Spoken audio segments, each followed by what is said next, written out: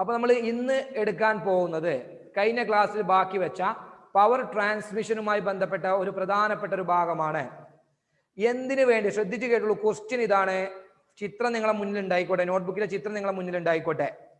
Power സ്റ്റേഷനിൽ വെച്ച് ശ്രദ്ധിച്ച് കേൾക്കുക. എല്ലാവരും ഈ ടെക്സ്റ്റ് ബുക്ക് നോട്ട്ബുക്ക് ഒക്കെ മുന്നിൽ വെച്ചിരുന്നത് ശ്രദ്ധിച്ച് കേൾക്കുക. ഞാൻ പറയണേ, പവർ സ്റ്റേഷനിൽ വെച്ച് 220 kV വോൾട്ടേജ് കൂട്ടുന്നുണ്ട്. കണ്ടങ്ങള്, നമുക്ക് ആകെ വേണ്ടത് 230 വോൾട്ട് ആണ്. വീട്ടിലേക്ക് വേണ്ടത് 230 വോൾട്ട്. നമ്മൾ ഉണ്ടാക്കുന്നതന്നെ, ജനറേറ്റ് ചെയ്യുന്നതന്നെ, പവർ ജനറേറ്റർ ഉപയോഗിച്ച് കറണ്ട് ഉണ്ടാക്കുന്നതന്നെ 11 kV 11,000 വോൾട്ട് ആണ്. വളരെ വളരെ വളരെ കൂടുതലാണ്. എന്നിട്ട് അതിനെ തന്നെ നിങ്ങൾ ആലോചിച്ച് നോക്കിയാൽ, അതിനെ തന്നെ എന്ത് ചെയ്യുന്നു, വീണ്ടും കൂട്ടുക. ഓൾറെഡി ഉണ്ടാക്കിയത് കൂടുതലാണ്, അതിന് പുറമെ എന്ത് ചെയ്യുന്നു, വോൾട്ടേജ് പിന്നെയും കൂട്ടുന്നു. എത്രയ്ക്ക്? അതിന്റെ 20 മടങ്ങ് കൂട്ടി 220 kV കൂട്ടുന്നു. എന്താ ഇതിന്റെ ആവശ്യം? എന്താണ്, എന്തിനു വേണ്ടിയിട്ടാണ് ഈ വോൾട്ടേജ് കൂട്ടുന്നത് വെച്ചാൽ ഒറ്റ വാക്കിലെ ആൻസർ ആണ് to reduce the transmission loss. To reduce the, കഴിഞ്ഞ നമ്മൾ പറഞ്ഞു നിർത്തിയത് അങ്ങനെയാണ് അല്ലെ, to reduce the transmission loss. What is mean by transmission loss? എന്താ ഈ ട്രാൻസ്മിഷൻ ലോസ് എന്നുകൊണ്ട് ഉദ്ദേശിക്കുന്നത്? എന്താ? ലോസ്, നഷ്ടം അല്ലെ, നഷ്ടം. ട്രാൻസ്മിഷൻ നഷ്ടം എന്താണ്? ട്രാൻസ്മിഷൻ നടക്കുമ്പോൾ ഉണ്ടാവുന്ന നഷ്ടം. എന്താണ് നഷ്ടപ്പെട്ടു പോവുക? വൈദ്യുതിയാണ് നഷ്ടപ്പെടുക, കറണ്ടാണ് നഷ്ടപ്പെട്ടു പോണേ. എങ്ങനെ നഷ്ടപ്പെട്ടു പോണത്? ഹീറ്റ് ആയിട്ടാണ് നഷ്ടപ്പെട്ടു പോവുക. അപ്പൊ ശ്രദ്ധിച്ച് കേട്ടോളൂ. അക്കോർഡിംഗ് ടു ജൂൾസ് ലോ, നമ്മൾ ജൂൾസ് ലോ പഠിച്ചിട്ടുണ്ടല്ലോ. ജൂൾസ് ലോ പഠിച്ചിട്ടുണ്ടല്ലോ. എന്താ ജൂൾസ് ലോ എന്ന് പറഞ്ഞാല്? The heat produced in a current carrying conductor. ആ ഒറ്റ വാക്ക് മനസ്സിലാക്കി വെക്കുക. The heat produced in a current carrying conductor. അതിന്റെ അർത്ഥം എന്താ? ഒരു കണ്ടക്ടറിലൂടെ കറണ്ട് ക്യാരി ചെയ്യുമ്പോൾ, അഥവാ ഒരു കണ്ടക്ടറിലൂടെ കറണ്ട് പാസ് ചെയ്യുമ്പോൾ, അഥവാ കമ്പിമ കൂടെയാണല്ലോ കറണ്ട് നമ്മളെ വീട്ടിലേക്ക് വരുന്നത്, ആണല്ലോ. അലുമിനിയം കമ്പിയാണല്ലോ ഉപയോഗിക്കുന്നത്. അതൊരു കണ്ടക്ടർ, ചാലകമാണല്ലോ. അതിലൂടെ കറണ്ട് പാസ് ചെയ്യുമ്പോ അയിമ എന്തുണ്ടാവുമെന്ന് നമ്മൾ പഠിച്ചിട്ടുണ്ട്? ഹീറ്റ് ഉണ്ടാവുമെന്ന് പഠിച്ചിട്ടുണ്ട്. അതാണ് Joule's law. The current carrying conductor produce heat. അതിനെന്തുണ്ടാവുന്നു? അതിന് ഹീറ്റ് പ്രൊഡ്യൂസ് ചെയ്യും. കറണ്ട് കൊടുത്തു കഴിഞ്ഞാൽ ചൂടാവുന്നേ. അപ്പൊ നമ്മൾ അതിൽക്കൂടെ വരുന്ന കറണ്ട് ഒക്കെ ഏത് രൂപത്തില്? ഹീറ്റ് ആയിട്ട് എന്ത് ചെയ്യും? നഷ്ടപ്പെട്ടു പോകും. മനസ്സിലായോ? നമ്മൾ ഉണ്ടാക്കിയ കഷ്ടപ്പെട്ട് ജനറേറ്റർ കൊണ്ടൊക്കെ ഉണ്ടാക്കിയ ഉപയോഗിച്ചാണ്ട് കറണ്ട് ഉണ്ടാക്കിയാണ്ട് അത് ഈ കമ്പിമ കൂടെ അങ്ങനെ അയക്കുമ്പോ, ട്രാൻസ്മിഷൻ നടക്കുമ്പോ ആ ഉണ്ടാക്കിയ കറണ്ട് ഒക്കെ അങ്ങനെ ഹീറ്റ് ആയിട്ട് ഇങ്ങനെ ചൂടായാണ്ട് ഇങ്ങനെ കറണ്ട് നഷ്ടപ്പെട്ടു പോയാൽ നമ്മളെ വീട്ടിലേക്ക് എത്തുമ്പോൾ പിന്നെ കറണ്ടിന് ആവശ്യമായ വോൾട്ടേജ് ഉണ്ടാവുമോ? ഉണ്ടാവുമോ? ഉണ്ടാവുമോ? ഇല്ല. കറണ്ട് മൊത്തം ഹീറ്റ് ആയിട്ട് നഷ്ടപ്പെട്ടു പോവാൻ സാധ്യതയുണ്ട്. അപ്പൊ നമ്മൾ അത് തടുക്കണ്ടേ? അങ്ങനെ പറ്റൂലല്ലോ. നമ്മൾ കഷ്ടപ്പെട്ട് ഉണ്ടാക്കിയ സാധനത്തിന് അങ്ങനെ നഷ്ടപ്പെടുത്തി പോകാൻ പറ്റൂലല്ലോ. അപ്പൊ നമുക്ക് എന്ത് കുറക്കണം? ഹീറ്റ് ലോസ് കുറക്കണം. കുറക്കണ്ടേ? കുറക്കണ്ടേ? കുറക്കണം. ആ കുറക്കണ കാര്യമായി ബന്ധപ്പെട്ടിട്ടുള്ള കാര്യമാണ് ഞാൻ ഈ പറയുന്നത്. ശ്രദ്ധിച്ചു കേട്ടോളൂ. ഞാനിപ്പോ തൽക്കാലം ഇത് മായ്ക്കുന്നില്ല കേട്ടോ. ഇവിടെ ജസ്റ്റ് ഇതിന്റെ മുകളിൽ ഞാൻ വെറുതെ ഇങ്ങനെ പറഞ്ഞു പോവാം. ഇവിടെ നോക്കുക കേട്ടോ. തൽക്കാലം ഈ ചിത്രം ഇങ്ങനെ മനസ്സിലുണ്ടായിക്കോട്ടെ. ഇവിടെ നോക്കുക. നമുക്കറിയാം, according to Joule's law, heat H equal to equation I²RT ആണ്. ഏത് പൊട്ടനും ആൻസർ അറിയാൻ പറ്റുന്ന സംഭവമാണ് ഈ ഇക്വേഷന്. H സമം I²RT. എന്തിന്റെ? എച്ചിനെ ഡിപ്പെൻഡ് ചെയ്യുന്ന ഫാക്ടേഴ്സ് ഒന്ന് കറണ്ട്, റെസിസ്റ്റൻസ്, ടൈം ആണ്. അപ്പോ ഇവിടെ ഉണ്ടാവുന്ന ഹീറ്റ്, നമ്മുടെ ലക്ഷ്യം ശ്രദ്ധിച്ച് കേട്ടോളൂ. നമുക്ക് എന്താ വേണ്ടത്? നമുക്ക് ഹീറ്റ് കുറക്കുക വേണ്ടത് അല്ലെ? നമ്മൾ ഉണ്ടാക്കിയ കറണ്ട് ഹീറ്റായിട്ട് നഷ്ടപ്പെട്ടു പോവാണ്. അപ്പൊ അത് നഷ്ടപ്പെട്ടു പോകാൻ നമ്മൾ സമ്മതിക്കാൻ പാടില്ല. അപ്പൊ അതിനെന്ത് ചെയ്യണം? അവിടെ ഉണ്ടാവുന്ന കമ്പിമ്മ ഉണ്ടാവുന്ന ഹീറ്റ്, അലുമിനിയം കമ്പിയിൽ ഉണ്ടാവുന്ന ഹീറ്റ് ലോസ് നമുക്ക് കുറക്കണം. അങ്ങനെ കുറക്കണമെങ്കിൽ നമുക്ക് എന്ത് കുറക്കണം? കറണ്ട് കുറച്ചാൽ പോരെ? ഹീറ്റ് കുറക്കണമെങ്കിൽ കറണ്ട് കുറച്ചാൽ പോരെ? പോരെ? അല്ലെങ്കിൽ റെസിസ്റ്റൻസ് കുറച്ചാൽ പോരെ? അല്ലെങ്കിൽ ടൈം കുറച്ചാൽ പോരെ? ഈ മൂന്ന് സാധനങ്ങളും കുറച്ചാൽ ഓട്ടോമാറ്റിക്കലി എന്ത് കുറയും? അവിടെ ഉണ്ടാവുന്ന പ്രൊഡ്യൂസ് ചെയ്യുന്ന ഹീറ്റ് കുറയും. ഓക്കെ. അപ്പൊ നമുക്ക് ഇത് ഓരോന്നും കുറച്ച് നോക്കാം. എന്താ സംഭവിക്കാൻ നോക്കാം. ആദ്യം നമ്മൾ ഇവിടുന്ന് തുടങ്ങണേ, ഇവിടുന്ന് ഇങ്ങോട്ടേ തുടങ്ങണേ. ആദ്യം ഞാൻ സമയം എടുത്തു. സമയം, ടൈം കുറക്കാൻ പറ്റുമോ?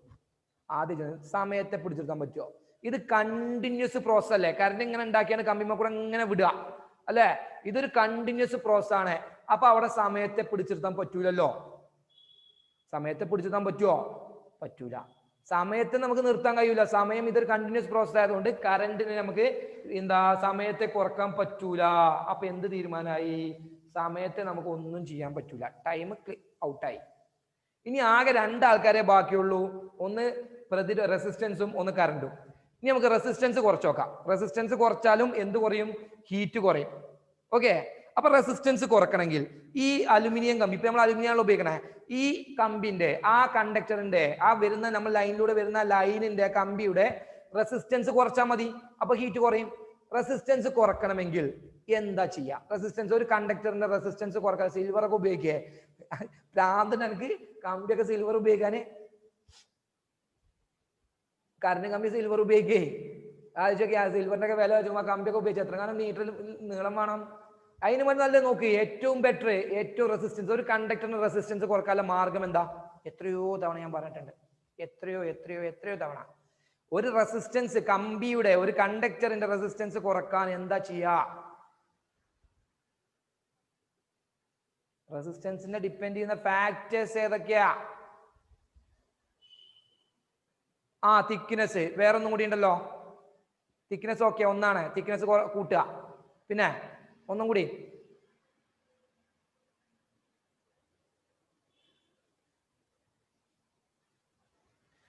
പറച്ചോനെ,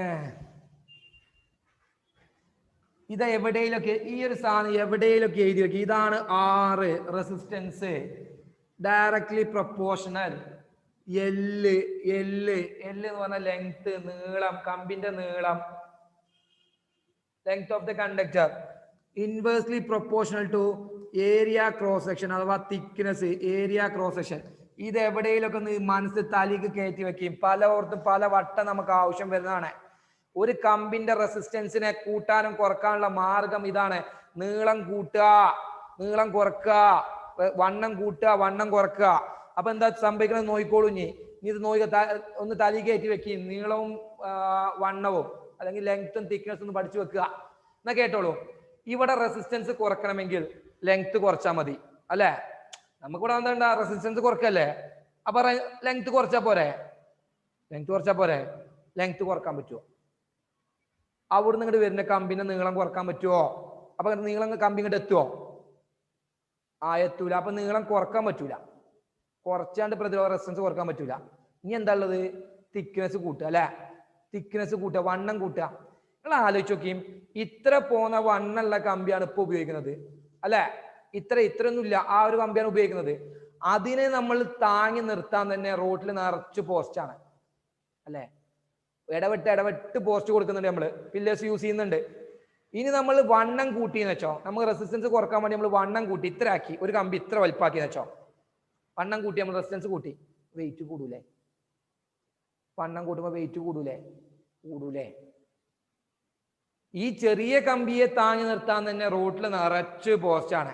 അപ്പൊ ഈ വണ്ണം കൂടിയ കമ്പിയും കൂടി വെച്ചിട്ട് ഇതിനെ താങ്ങി നിർത്തണമെങ്കിൽ എന്തെങ്കിലും വരും? ഈ റോഡിൽ നിറച്ച് പോസ്റ്റ്, വലിയ തൂണുകൾ വെച്ച് കൊടുക്കേണ്ടി വരും. നടക്കുന്ന കാര്യമാണോ? അല്ല, ഇതിനെ പോസ്റ്റ് കൊണ്ട് ബുദ്ധിമുട്ടാണ്, റോഡിലൂടെ നടന്നു പോകാൻ തന്നെ ഇറങ്ങിയതാണ്. അങ്ങോട്ട് പൊട്ടിയിട്ടും ചാടിയിട്ടൊക്കെ പറയായിട്ട് ഭയങ്കര ബുദ്ധിമുട്ടാണ്. അതിന്റെ പുറമെ ഇതിന്റെ വണ്ണം കൂടി ചെയ്ത് കഴിഞ്ഞാൽ എന്താ സംഭവിക്കുക? വലിയ ഹ്യൂജ് പില്ലേഴ്സ് യൂസ് ചെയ്യേണ്ടി വരും അല്ലെ? വലിയ തൂണുകൾ കൊടുക്കേണ്ടി വരും. ഇത് താങ്ങി ഇങ്ങനെ നിർത്തണ്ടേ, അല്ലെങ്കിൽ നിലത്തേക്ക് ചാടൂലേ? ഭാരം കൂടിയിട്ട് തൂങ്ങിയിട്ടൊക്കെ നിലത്തേക്ക് ചാടും, ഭയങ്കര ബുദ്ധിമുട്ടാവും, പ്രശ്നങ്ങളാവും. അപ്പൊ അത് എക്കണോമിക്കലി ബുദ്ധിമുട്ടാണ്, സാമ്പത്തികമായിട്ട് വൻ പ്രശ്നങ്ങൾ വരും. കാരണം ഗവൺമെന്റിന് അത്രയും ചെലവ് കൂടും, പോസ്റ്റ് വെച്ച് കൊടുക്കുമ്പോഴേ ചെലവ് കൂടും. പിന്നെ കമ്പി വെയിറ്റ് കൂടുമ്പോൾ അതിനനുസരിച്ച് എമൗണ്ട് കൂടൂലേ? അപ്പോ എക്കണോമിക്കലിയും ബുദ്ധിമുട്ടാണ്, സാങ്കേതികമായിട്ടും പ്രശ്നമാണ്. റോഡിലൊക്കെ വാഹനങ്ങളും റോഡും കാര്യങ്ങളൊക്കെ പ്രശ്നത്തിലാവും. അപ്പൊ റെസിസ്റ്റൻസ് കൂട്ടാനുള്ള കാര്യം നടക്കുമോ? നടക്കൂല. അപ്പൊ എന്തായി? റെസിസ്റ്റൻസും തീരുമാനമായി, ഇതും പറ്റൂല. പിന്നെ പറ്റണം എന്താ അറിയോ? ഏറ്റവും റെസിസ്റ്റൻസ് കുറഞ്ഞ കമ്പി ഉപയോഗിക്കുക, അത് പറ്റുമല്ലോ. ഏറ്റവും റെസിസ്റ്റൻസ്, ഇപ്പോ മെറ്റൽസിന് എല്ലാത്തിനും ഒരേ റെസിസ്റ്റൻസ് അല്ലല്ലോ. എല്ലാം നേച്ചർ ഓഫ് വയർ ആണ് ഉദ്ദേശിക്കുന്നത്. ഏതെങ്കിലും ഏറ്റവും റെസിസ്റ്റൻസ് കുറഞ്ഞത്, അതാണ് നമ്മൾ എന്ത് ഉപയോഗിക്കുന്നത്? ഈ അലുമിനിയം കമ്പി ഉപയോഗിക്കുന്നത്. മനസ്സിലായോ? അതുകൊണ്ടാണ് നമ്മൾ അലുമിനിയം കമ്പി ഉപയോഗിക്കുന്നത്. റെസിസ്റ്റൻസ് കുറഞ്ഞ വയറാണ് ഉപയോഗിക്കുന്നത്.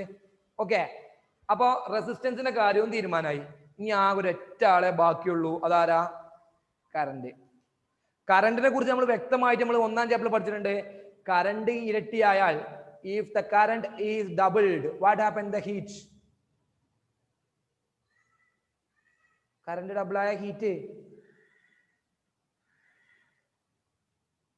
മനുഷ്യന്മാരെ പറയടാ, മാനം കെടുത്തല്ലേ. 4 ടൈംസ് ഇൻക്രീസ് ചെയ്യും, പഠിച്ചതാണ്. കറണ്ട് ഡബിൾ ആയാല് 4 ടൈംസ് ആണ് ഹീറ്റ് കൂടുക. കറണ്ടിൽ എന്ത് ചെയ്യും? ഇൻക്രീസ് തന്നെയാണ്, പക്ഷേ എത്ര മടങ്ങ്? 4 ടൈംസ്. അഥവാ കറണ്ടിൽ ചെറിയ മാറ്റം ഉണ്ടായാൽ മതി, ഹീറ്റ് നല്ലോണം കൂടും. ഓർമ്മ പറഞ്ഞത്? കറണ്ട് പകുതി ആയാലോ, ഹാഫ് ആയാലോ 1/4 ആയിട്ടാണ് ഹീറ്റ് കുറയാ.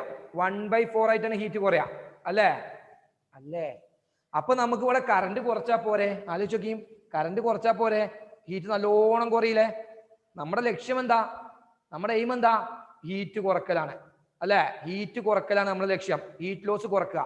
അപ്പൊ ഇവിടെ കറണ്ട് കുറച്ചാൽ മതി. പക്ഷെ ഇവിടെ ചെറിയൊരു പ്രശ്നമുണ്ട്. എല്ലാം പ്രശ്നമാണ്, ആകെ പ്രശ്നമാണ്. അപ്പൊ എന്താ ഇവിടെ പവറിന്റെ മൂന്നാമത്തെ ഇക്വേഷൻ അതാരെനിക്ക് പറഞ്ഞുതരാം? പവറിന്റെ മൂന്നാമത്തെ ഇക്വേഷന് അസ്ജലെ, പവറിന്റെ മൂന്നാമത്തെ ഇക്വേഷൻ പറഞ്ഞ അസ്ജലെ, പവറിന്റെ മൂന്നാമത്തെ ഇക്വേഷന് പെട്ടെന്ന് പറ അസ്ജൽ.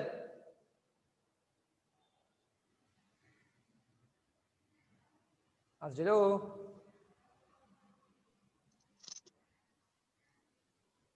പവറിന്റെ മൂന്നാമത്തെ ഇക്വേഷനേ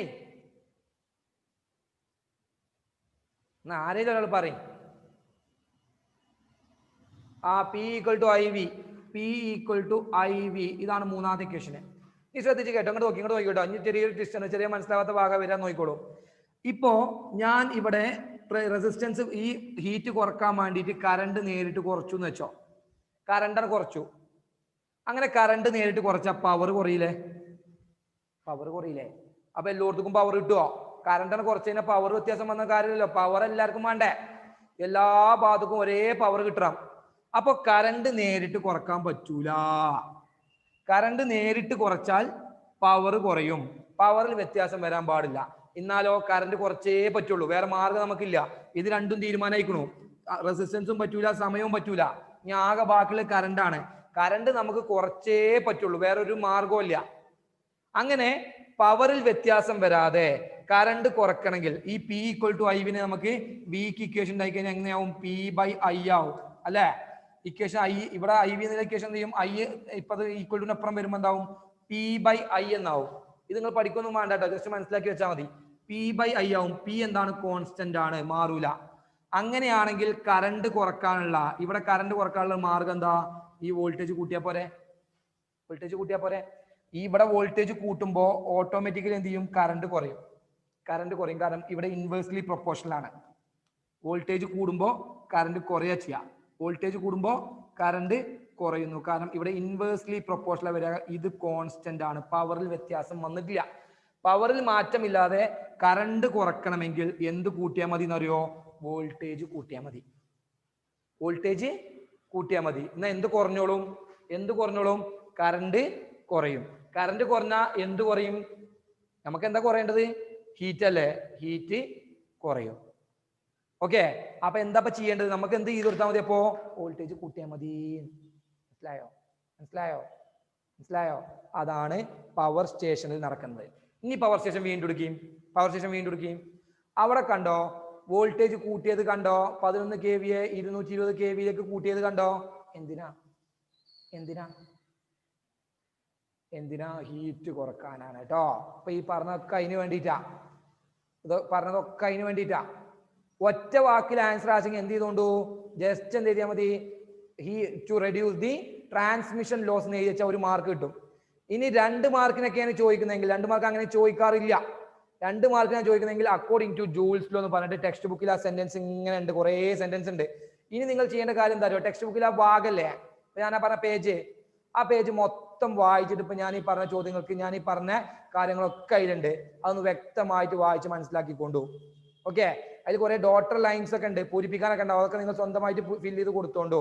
ഈ പറഞ്ഞ കാര്യങ്ങൾ മൊത്തം അതിൽ വ്യക്തമായിട്ട് കൊടുത്തിട്ടുണ്ട്. മനസ്സിലായോ പറഞ്ഞത്?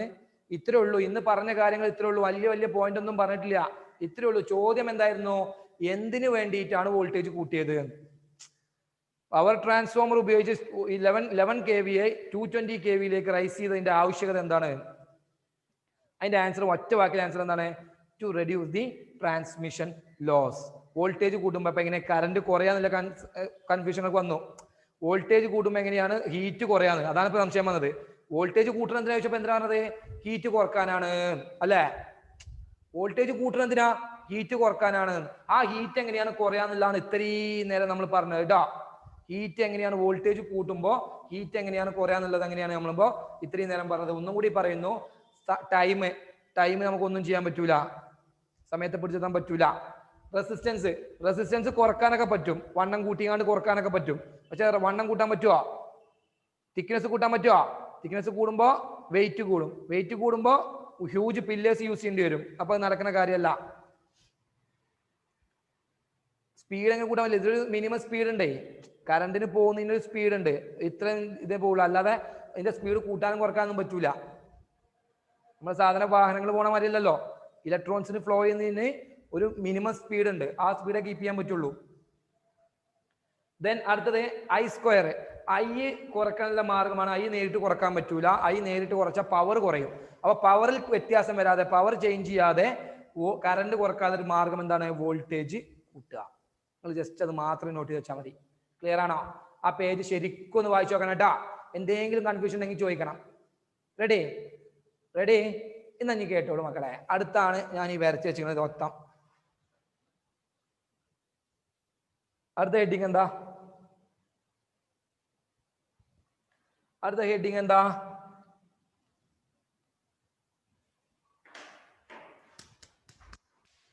അടുത്ത ഹെഡിങ് എന്താ? ആഷിക നസ്രീൻ പറഞ്ഞ അടുത്ത ഹെഡിങ് എന്താ? Household electrification. Household electrification. നോക്കിക്കോളി മക്കളെ, ഇനി എല്ലാവരും നോക്കിക്കോളി. ബുക്കൊക്കെ എടുത്ത് മുന്നിൽ വെച്ചോളൂ കേട്ടോ. ടെക്സ്റ്റ് ബുക്കിൽ എന്തുണ്ട്? ഫിഗർ വ്യക്തമായിട്ട് ചിത്രം കൊടുത്തിട്ടുണ്ട്. ഞാൻ ബോർഡുമ വരച്ചിട്ടുണ്ട്. നിങ്ങൾക്ക് ഇനി നോട്ട്ബുക്കിൽ വരക്കണമെങ്കിൽ അങ്ങനെ വരക്കാം. ഇപ്പൊ വരക്കണ്ട, ഇപ്പൊ നിങ്ങൾ നോക്കിയിരുന്നാൽ മതി. ഞാൻ ഈ പറയുന്ന കാര്യങ്ങളൊക്കെ വ്യക്തമായിട്ട് കേട്ടിരിക്കുക. നോട്ട്ബുക്കിൽ ടെക്സ്റ്റ് ബുക്കിൽ നോക്കിയിരിക്കുക. ഇത് അതിന്റെ കൂടെ തന്നെ ഞാൻ പറയുന്ന കേൾക്കുക എന്ന ടെക്സ്റ്റ് ബുക്കും കൂടി നോക്കിയിട്ട് നിങ്ങൾക്ക് സംശയമുള്ള ഭാഗങ്ങളൊക്കെ അവിടെ പോയിന്റുകളൊക്കെ നോട്ട് ചെയ്ത് പോവാട്ടാ. അതിന്റെ തൊട്ട് മുന്നിലുള്ള പേജ് ഒന്ന് മുന്നിൽ മറിക്കും. ആ ഫിഗർ കഴിഞ്ഞിട്ടുള്ള തൊട്ട് മുന്നിലുള്ള പേജ് MCB എന്ന് പറഞ്ഞ ഹെഡിങ് കണ്ടോ? MCB മുന്നിൽ തന്നെ ബാക്കാണല്ലോ ചെയ്യാൻ മറിച്ചണേ. MCB എന്ന ഒരു ഹെഡിങ് കണ്ടോ? MCB സേഫ്റ്റി ഫ്യൂസ് എന്നൊക്കെ ഹെഡിങ് കണ്ടോ? ഒന്നുകൂടി എന്നാ മുന്നിൽ കുറച്ച്, ഒരു പേജ് കൂടി മുന്നിൽ കുറച്ച് കണ്ടോ? MCB എന്താ? സേഫ്റ്റി ഫ്യൂസ്, മെയിൻ ഫ്യൂസ് എന്നൊക്കെ പറഞ്ഞ സാധനം കണ്ട? ആ ഹെഡിങ്ങിന്റെ ഭാഗത്തൊക്കെ ഉള്ള കാര്യങ്ങളൊക്കെ നമ്മൾ ഈ ഫിഗറിൽ തന്നെ പറയും. മനസ്സിലായോ? അത് പിന്നെ അങ്ങനെ പ്രത്യേകിച്ച് പറയില്ല. ആ ടെക്സ്റ്റ് ബുക്കിൽ അങ്ങനെ പ്രത്യേകിച്ച് കൊടുത്തുക്കണു. ഫിഗറിൽ നിങ്ങൾ എന്ത് ചെയ്യണം? അതിന്റെ കൂടെ നമ്മൾ ആ ഫിഗറിൽ ഈ സാധനങ്ങളൊക്കെ പറയുമ്പോൾ അതിന്റെ കൂടെ ആ കാര്യം കൂടി പറഞ്ഞു പോകും. അവിടെ പറയുന്ന ഭാഗങ്ങളൊക്കെ പറഞ്ഞു പോകും എന്നർത്ഥം. ഓക്കെ? കാരണം ഈ ഫിഗർ ഡിസ്ക്രൈബ് ചെയ്യുമ്പോൾ ആ സാധനങ്ങൾ ആ പോയിന്റ് കയ്യിൽ പെടും. ഓക്കെ? അവിടെ അപ്പുറത്ത് അപ്പൊ നിങ്ങൾക്ക് പോയിന്റ് നോട്ട് വേണമെങ്കിൽ ആ നോട്ട്ബുക്കിൽ, ആ ടെക്സ്റ്റ് ബുക്കിൽ, ആ പേജിൽ അവിടെ ഉണ്ടാവും. ഞാൻ പറഞ്ഞു തരണ്ട്. ഇപ്പൊ നിങ്ങൾ ഞാൻ ഈ പറഞ്ഞത് വ്യക്തമായിട്ട് കേൾക്കുക. നമ്മൾ വീടിന്റെ ഉള്ളിൽ കയറാൻ പോവാണ്, വയറിങ് ചെയ്യാൻ പോവാണ്. റെഡി? കഴിഞ്ഞ ക്ലാസ്സിൽ നമ്മൾ എവിടെ വരെ എത്തിച്ചിട്ടുണ്ട്? നമ്മൾ വീടിന്റെ മുന്നത്തെ പോസ്റ്റ് വരെ എത്തിച്ചിട്ടുണ്ട് അല്ലേ? ട്രാൻസ്മിഷനേ, ഡിസ്ട്രിബ്യൂഷൻ ട്രാൻസ്ഫോമറിനെ 4 ലൈന് പുറത്തു വന്നു. അതിൽ ഒരു ലൈന്, 3 ലൈന് ഫേസും ഒരു ന്യൂട്രലും ആയിരുന്നു. നമ്മളെ വീട്ടിലേക്ക് എത്ര വേണം? ഒരു ഫേസും ഒരു ന്യൂട്രലും വേണം. അതാണ് സർവീസ് വയർ എന്ന് പറയുന്നത് എന്ന് പറഞ്ഞ് ഞാൻ നിർത്തിയിട്ടുണ്ട്. നന്ദി കേട്ടോളൂ. നമ്മൾ വീടിന്റെ ഉള്ളിൽ കയറുന്നതിന് മുമ്പ് കുറച്ച് കാര്യങ്ങൾ പറയട്ടെ. നമ്മളെ വീട്ടിലേക്ക് കറണ്ട് കൊടുക്കുമ്പോൾ നിങ്ങൾ അന്ന് ഞാൻ നോക്കാൻ പറഞ്ഞിരുന്നു. സർവീസ് വയർ ഒക്കെ നോക്കിനോ? എവിടെ അല്ലേ? ആ പോസ്റ്റുമെന്ന് നമ്മളെ വീടിന്റെ മുന്നിൽ ഉണ്ടാവും ഒരു പോസ്റ്റ്. അതിമെന്നുണ്ടാവും ഒരു കറുത്ത വയർ ഇങ്ങനെ വീട്ടിന്റെ ഉള്ളിൽ എത്ര ആ മീറ്റർക്ക് ഇങ്ങനെ വരുന്നു. പുറത്തു പോയിട്ട് ഇങ്ങനെ നോക്കുക കേട്ടോ, ക്ലാസ് കഴിഞ്ഞിട്ട് നോക്കുക. ആ കറുത്ത വയർ എന്ന് പറഞ്ഞാൽ 2 ലൈന് കൂടി ചേർന്നതാണ്. 2 വയറുകൾ ഉണ്ടാവും അതിൻ്റെ ഉള്ളിൽ. നമുക്ക് കാണുമ്പോൾ ഒന്നായിട്ടൊക്കെ തോന്നും, പക്ഷെ അതിൻ്റെ ഉള്ളിൽ 2 എണ്ണം ഉണ്ടാവും. ഒരു ഫേസും ഉണ്ടാവും, ഒരു ന്യൂട്രലും ഉണ്ടാവും. ഒരു ഫേസും ഉണ്ടാവും, ഒരു ന്യൂട്രലും ഉണ്ടാവും. അത് നേരെ നമ്മളെ ബൾബിന്റെ ഉള്ളിലേക്കാ കൊടുക്കണേ? അല്ലെങ്കിൽ ഫാനിന്റെ ഉള്ളിലേക്കാ കൊടുക്കണേ? TVക്കാ കൊടുക്കണത് ആണോ? അല്ല. അതിൻ്റെ ഇടയിൽ കൂടെ കുറേ സാധനങ്ങളുണ്ട്. ആ സാധനങ്ങളൊക്കെ എന്തിനാണ്? അതിൻ്റെയൊക്കെ ഉപയോഗം എന്താണ്? അതൊക്കെ എന്തിനാ? നമുക്ക് എന്താ അതിൻ്റെ അതുമായി ബന്ധപ്പെട്ട എന്തൊക്കെ പോയിന്റുകൾ പഠിക്കണം? ഈ കാര്യങ്ങളൊക്കെ നമ്മൾ ഒരൊറ്റ ഫിഗറിൽ, ആ ഫിഗറെ നോക്കുമ്പോൾ നമുക്ക് എല്ലാ കാര്യങ്ങളും തളിക്കണം വരണം. മനസ്സിലാവുണ്ടോ? എന്നാ കേട്ടോളൂ. ഫസ്റ്റ് ഇതാ വരുന്നു. ഇതാണ് സർവീസ് വയർ എന്ന് പറയുന്ന ഫേസും ന്യൂട്രലും. എയിമെന്ന് വരുന്നത് പോസ്റ്റുമെന്ന് വരുന്ന 2 വയറുകളാണ്, ഒരു ഫേസും ഒരു ന്യൂട്രലും. കാരണം ഇവ തമ്മിലുള്ള പൊട്ടൻഷ്യൽ ഡിഫറൻസ് എന്ന് പറയുന്നത് 230 വോൾട്ട് ആണ്. നമ്മളെ വീട്ടിൽ ഉപയോഗിക്കുന്ന എല്ലാ ഡിവൈസും എല്ലാ ബൾബും, എല്ലാ ഫാനും, എല്ലാ ടി വി എല്ലാതും 230 വോൾട്ടിൽ വർക്ക് ചെയ്യുന്ന സാധനങ്ങളാണ്. ഓക്കെ, ഹലോ മാൻ, കിട്ടുന്നുണ്ടാ? ആ, ഇതാ വന്നു. ഫസ്റ്റ് വരുന്ന സർവീസ് വയർ എവിടുക്കാ പോവാറിയോ? ആ കറുത്ത വയർ നേരെ എവിടുക്കാ പോവാറിയോ? മീറ്റർ ഇല്ല, മീറ്റർ ഫസ്റ്റ് മീറ്റർക്കാ പോവാ. കാരണം മീറ്റർ എന്ന് പറഞ്ഞാൽ എന്തിനാ? എന്താണ് ആ മീറ്ററിന്റെ പേരൊക്കെ? പ്രത്യേക ഒരു പേരൊക്കെയാണ്, കിലോ വാട്ട് അവർ മീറ്റർ. പുതിയതായിട്ട് പഠിച്ച, പുതിയതായിട്ട് കേൾക്കുന്നതാണ്, ശ്രദ്ധിച്ചു വെച്ചോ, നമുക്ക് ആവശ്യമുണ്ട്. കിലോ വാട്ട് അവർ, KWH മീറ്റർ എന്നാണ് പറയാം. KWH metre, kilo watt hour metre. ഇതിന്റെ പണി എന്താ? ഇത് ഏത് പൊട്ടനും പറഞ്ഞൂടെ? എന്താ ഇതിന്റെ പണി? എന്തേക്കാണ് അതിന്റെ ഉപയോഗം? What is the need of the kilowatt hour meter? പറയേ, ആരെയൊക്കെ എന്തെങ്കിലുമൊക്കെ പറയും ആയിക്കോണാക്കിട്ട്. കറണ്ട് ബില്ല്, ഒന്നുകൂടി ഒന്ന് ഇതായിക്കോട്ടെ. കറണ്ട് ബില്ല് തന്നെയാണ് സംഭവം, അതിന് തന്നെയാണ് നമ്മുടെ. ഓക്കെ, ഞാൻ പറയാം. നമ്മൾ ഇതിന് ശേഷം, ഈ മീറ്ററിന് ശേഷം വരുന്നത് നമ്മളെ വീടിന്റെ ഉൾഭാഗവും മറ്റു കാര്യങ്ങളൊക്കെയാണ്. നമ്മളെ ബൾബ്, ഫാന്, കറണ്ട് അളക്കാൻ. ഓക്കെ, അത് തന്നെ, കറണ്ട് അളക്കാൻ തന്നെയാണ്. നോക്കൂ, ഇവിടെ വരുന്ന നമ്മളെ ഫാന്, ബൾബ്, മറ്റു സാധനങ്ങളൊക്കെയാണ് വരുന്നത്. അതൊക്കെ യൂസ് ചെയ്യുന്ന കറണ്ട് ഇല്ലേ, അതൊക്കെ നമുക്ക് അറിയുന്നത് തന്നെയാണ്, നിങ്ങൾക്ക് കോമൺ സെൻസ് ഉണ്ടല്ലോ. അതൊക്കെ ഉപയോഗിക്കുന്ന ഇലക്ട്രിക്കൽ എനർജിയുടെ കൺസംഷൻ, ആ വാക്ക് യൂസ് ചെയ്ത് വെച്ചോട്ടോ. കൺസംഷൻ അഥവാ കൺസംഷൻ എന്ന് പറഞ്ഞതിന്റെ അർത്ഥം എന്താ? ഉപഭോഗം. ഉപഭോഗം എന്ന് പറഞ്ഞാൽ അതിന്റെ ഉപയോഗം എന്ന് പറയില്ല നമ്മള്, ഉപഭോഗം എന്നാണ് മലയാളത്തിൽ പറയാട്ടോ. അഥവാ നമ്മൾ ഉപയോഗിക്കുന്ന കറണ്ടിന്റെ കൺസംഷൻ, എത്ര കറണ്ട് ഉപയോഗിച്ചു എന്ന് മെഷർ ചെയ്യാനുള്ള ഡിവൈസ് ആണ് എന്ത്? Kilowatt hour meter. നമ്മുടെ എനർജി കൺസംഷൻ എന്ന വൈദ്യുത ഊർജ ഉപഭോഗം അഥവാ എനർജി കൺസംഷൻ മെഷർ ചെയ്യാനുള്ള ഒരു ഡിവൈസ് ആണ് kilo watt hour metre. Okay ആണോ? അപ്പൊ ഇതിന് ശേഷം പിന്നെ ഇവിടെ എന്ത് നടന്നാലും, ഇവിടെ ഏത് സാധനവും കറണ്ട് ഉപയോഗിക്കുമ്പോഴൊക്കെ ഇതിന്റെ ഉള്ളിൽ കൂടെയാണ് കറണ്ട് പോവുക. മനസ്സിലാണ്ടോ? നമ്മളെ വീട്ടിലേക്ക് കറണ്ട് വരണമെങ്കിൽ ഈ കൂടെയാണ്, മീറ്റർ കൂടെയാണ്. അപ്പൊ മീറ്റർ എന്ത് ചെയ്യും? ആ പോണ കറണ്ട് എങ്ങനെ മെഷർ ചെയ്യും? എത്ര കറണ്ട് ഉപയോഗിച്ചിരിക്കണോ എന്ന് മെഷർ ചെയ്യും. ആ മെഷർ ചെയ്തിട്ട് അതിന്റെ റീഡിങ് ഇങ്ങനെ മാറും. ആ റീഡിങ് വന്നിട്ട് നോക്കിയിട്ടാണ് എന്ത് ചെയ്യുക? ഈ കറണ്ട് ബില്ല് അളക്കാൻ വരുന്ന ആൾ വന്നിട്ട് എന്ത് ചെയ്യുക? നമുക്ക് റീഡിങ് എഴുതി തരും. കറണ്ട് ബില്ല് ഇപ്പൊ 100 യൂണിറ്റ് ആണ് നമ്മൾ കറണ്ട് ഉപയോഗിച്ചതെങ്കിൽ, 100 യൂണിറ്റിന് 3 റുപ്യ വിലയാണെങ്കിൽ, ഒരു യൂണിറ്റിന് 3 റുപ്യ വിലയാണെങ്കിൽ 100 × 3 ഗുണിച്ചും 300 രൂപ ബില്ല് എഴുതി തന്നു പോകും. ഇപ്പൊ ഫുള്ള് എന്താണ്? ഫുള്ള് ഡിജിറ്റലാണ്, നേരെ ഇന്ന് വരികയാണ്. മനസ്സിലായോ? മറ്റത് ഇങ്ങനെ കാൽക്കുലേറ്റ് ചെയ്തൊക്കെ ചെയ്തിട്ട് ഇങ്ങനെ കൂട്ടിത്തരുന്നു. ഇപ്പൊ ഫുള്ള് സെറ്റപ്പ് ആയതുകൊണ്ട് അതിന് തന്നെ ഉള്ളിൽ എന്ത് ചെയ്യും? കണക്കൂട്ടിയിട്ട് എന്ത് ചെയ്യും? ആണ് വരും. ടൈപ്പ് ചെയ്ത് കൊടുത്താൽ മതി, 3 യൂണിറ്റ് കൊടുത്താൽ മതി. അപ്പോ ഇത് കറണ്ട് ബില്ല് അളക്കാനുള്ളതാണ്. മനസ്സിലായോ? കറണ്ട് ബില്ല് അളക്കാന്ന് പറയരുത്, energy consumption measure ചെയ്യാനുള്ളതാണ്.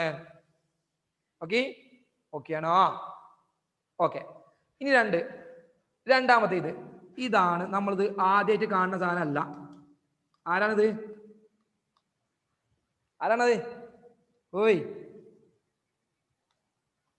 Main fuse. കേട്ടോളൂ, മെയിൻ ഫ്യൂസിനെ കുറിച്ച് ഞാൻ വിശദമായിട്ട് ഒന്നും പറയില്ല, കാരണം നമ്മൾ 1ാം ചാപ്റ്ററിൽ വിശദമായിട്ട് പഠിച്ചതാണ്. മെയിൻ ഫ്യൂസ് എന്ന് കേട്ടാൽ 2 വാക്ക് ഓർമ്മ വരണം. ഏതൊക്കെയാടാ മെയിൻ ഫ്യൂസ് എന്ന് കേട്ടാല്? പറഞ്ഞോളി, ഞാൻ കാണുന്നുണ്ട്. നിങ്ങൾ ചുണ്ടനങ്ങിയാൽ മതി, എനിക്കറിയാം നിങ്ങൾ പറയുന്നത് എന്താ ഉത്തരം പറഞ്ഞാൽ എനിക്കറിയാം. Short circuit, overloading. ഓർമ്മല്ലേ? ഓവർലോഡിങ്ങോ ഷോർട്ട് സർക്യൂട്ടോ സംഭവിക്കുമ്പോൾ വീടിന്റെ ഉള്ളിൽ കറണ്ട് കിടക്കാൻ പറ്റൂല. നമ്മളെ വീടിന്റെ ഉള്ളിൽ കറണ്ട് ഓവർലോഡിങ്ങോ ഷോർട്ട് സർക്യൂട്ടോ സംഭവിച്ചാൽ ഇതിൽ കൂടെ ഈ ഫ്യൂസ് കൂടെയാണ് കറണ്ട് വരിക. ഈ ഫ്യൂസ് വയറിന് എന്ത് കുറവാണ്? മെൽറ്റിംഗ് പോയിന്റ് കുറവാണ്. അപ്പൊ എന്ത് ചെയ്യും? ഫ്യൂസ് എന്ത് ചെയ്യും? മെൽറ്റ് ചെയ്തിട്ട് പൊട്ടും. വീടിനുള്ളിൽ കറണ്ട് കിടക്കുവോ?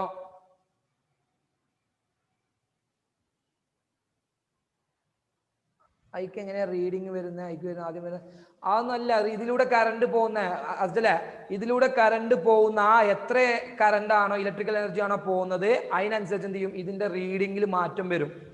230 വോൾട്ട് എന്ന് പറഞ്ഞാൽ അങ്ങനെയല്ല കൂട്ടേണ്ടത്. 200 വോൾട്ട് തന്നെ അതിന്റെ ഒറ്റ ഡിഫറൻസ് മാത്രമാണ്. അതിനനുസരിച്ച് കറണ്ട് വ്യത്യാസം വരൂലേ? ഉപയോഗിക്കുന്ന കറണ്ട് വ്യത്യാസം വരുമല്ലോ. ഓരോ സമയത്ത് ഓരോ കറണ്ട് ഉപയോഗിക്കുക. 200 വോൾട്ട് അതിന്റെ കോൺസ്റ്റന്റ് ആയിട്ടുള്ള വോൾട്ടേജ് ആണ്. ഓക്കെ, കറണ്ട് മാറ്റി ഇങ്ങനെ വരും. കറണ്ടിന്റെ അളവ് കൂടി നമ്മൾ ഉപയോഗിക്കുന്ന അനുസരിച്ച് എന്ത് ചെയ്യും? കറണ്ട് കൂടും. കറണ്ട് വരുന്നതിന്റെ അളവ് കൂടും, കറണ്ട് കൂടും. അപ്പൊ അതിനനുസരിച്ച് എന്ത് ചെയ്യും? ഇവിടെ റീഡിങ്ങിൽ മാറ്റം വരും. ഓക്കെ, ദെൻ മെയിൻ ഫ്യൂസ് ഒന്നും പഠിക്കേണ്ട, ശ്രദ്ധിച്ചോ. ഷോർട്ട് സർക്യൂട്ട്, ഓവർലോഡിങ് നേരത്തെ നമ്മൾ പഠിച്ചില്ല, 1ാം ചാപ്റ്ററിൽ പഠിച്ചില്ലേ? സെയിം സാധനം, ഒന്നും മാറ്റില്ല.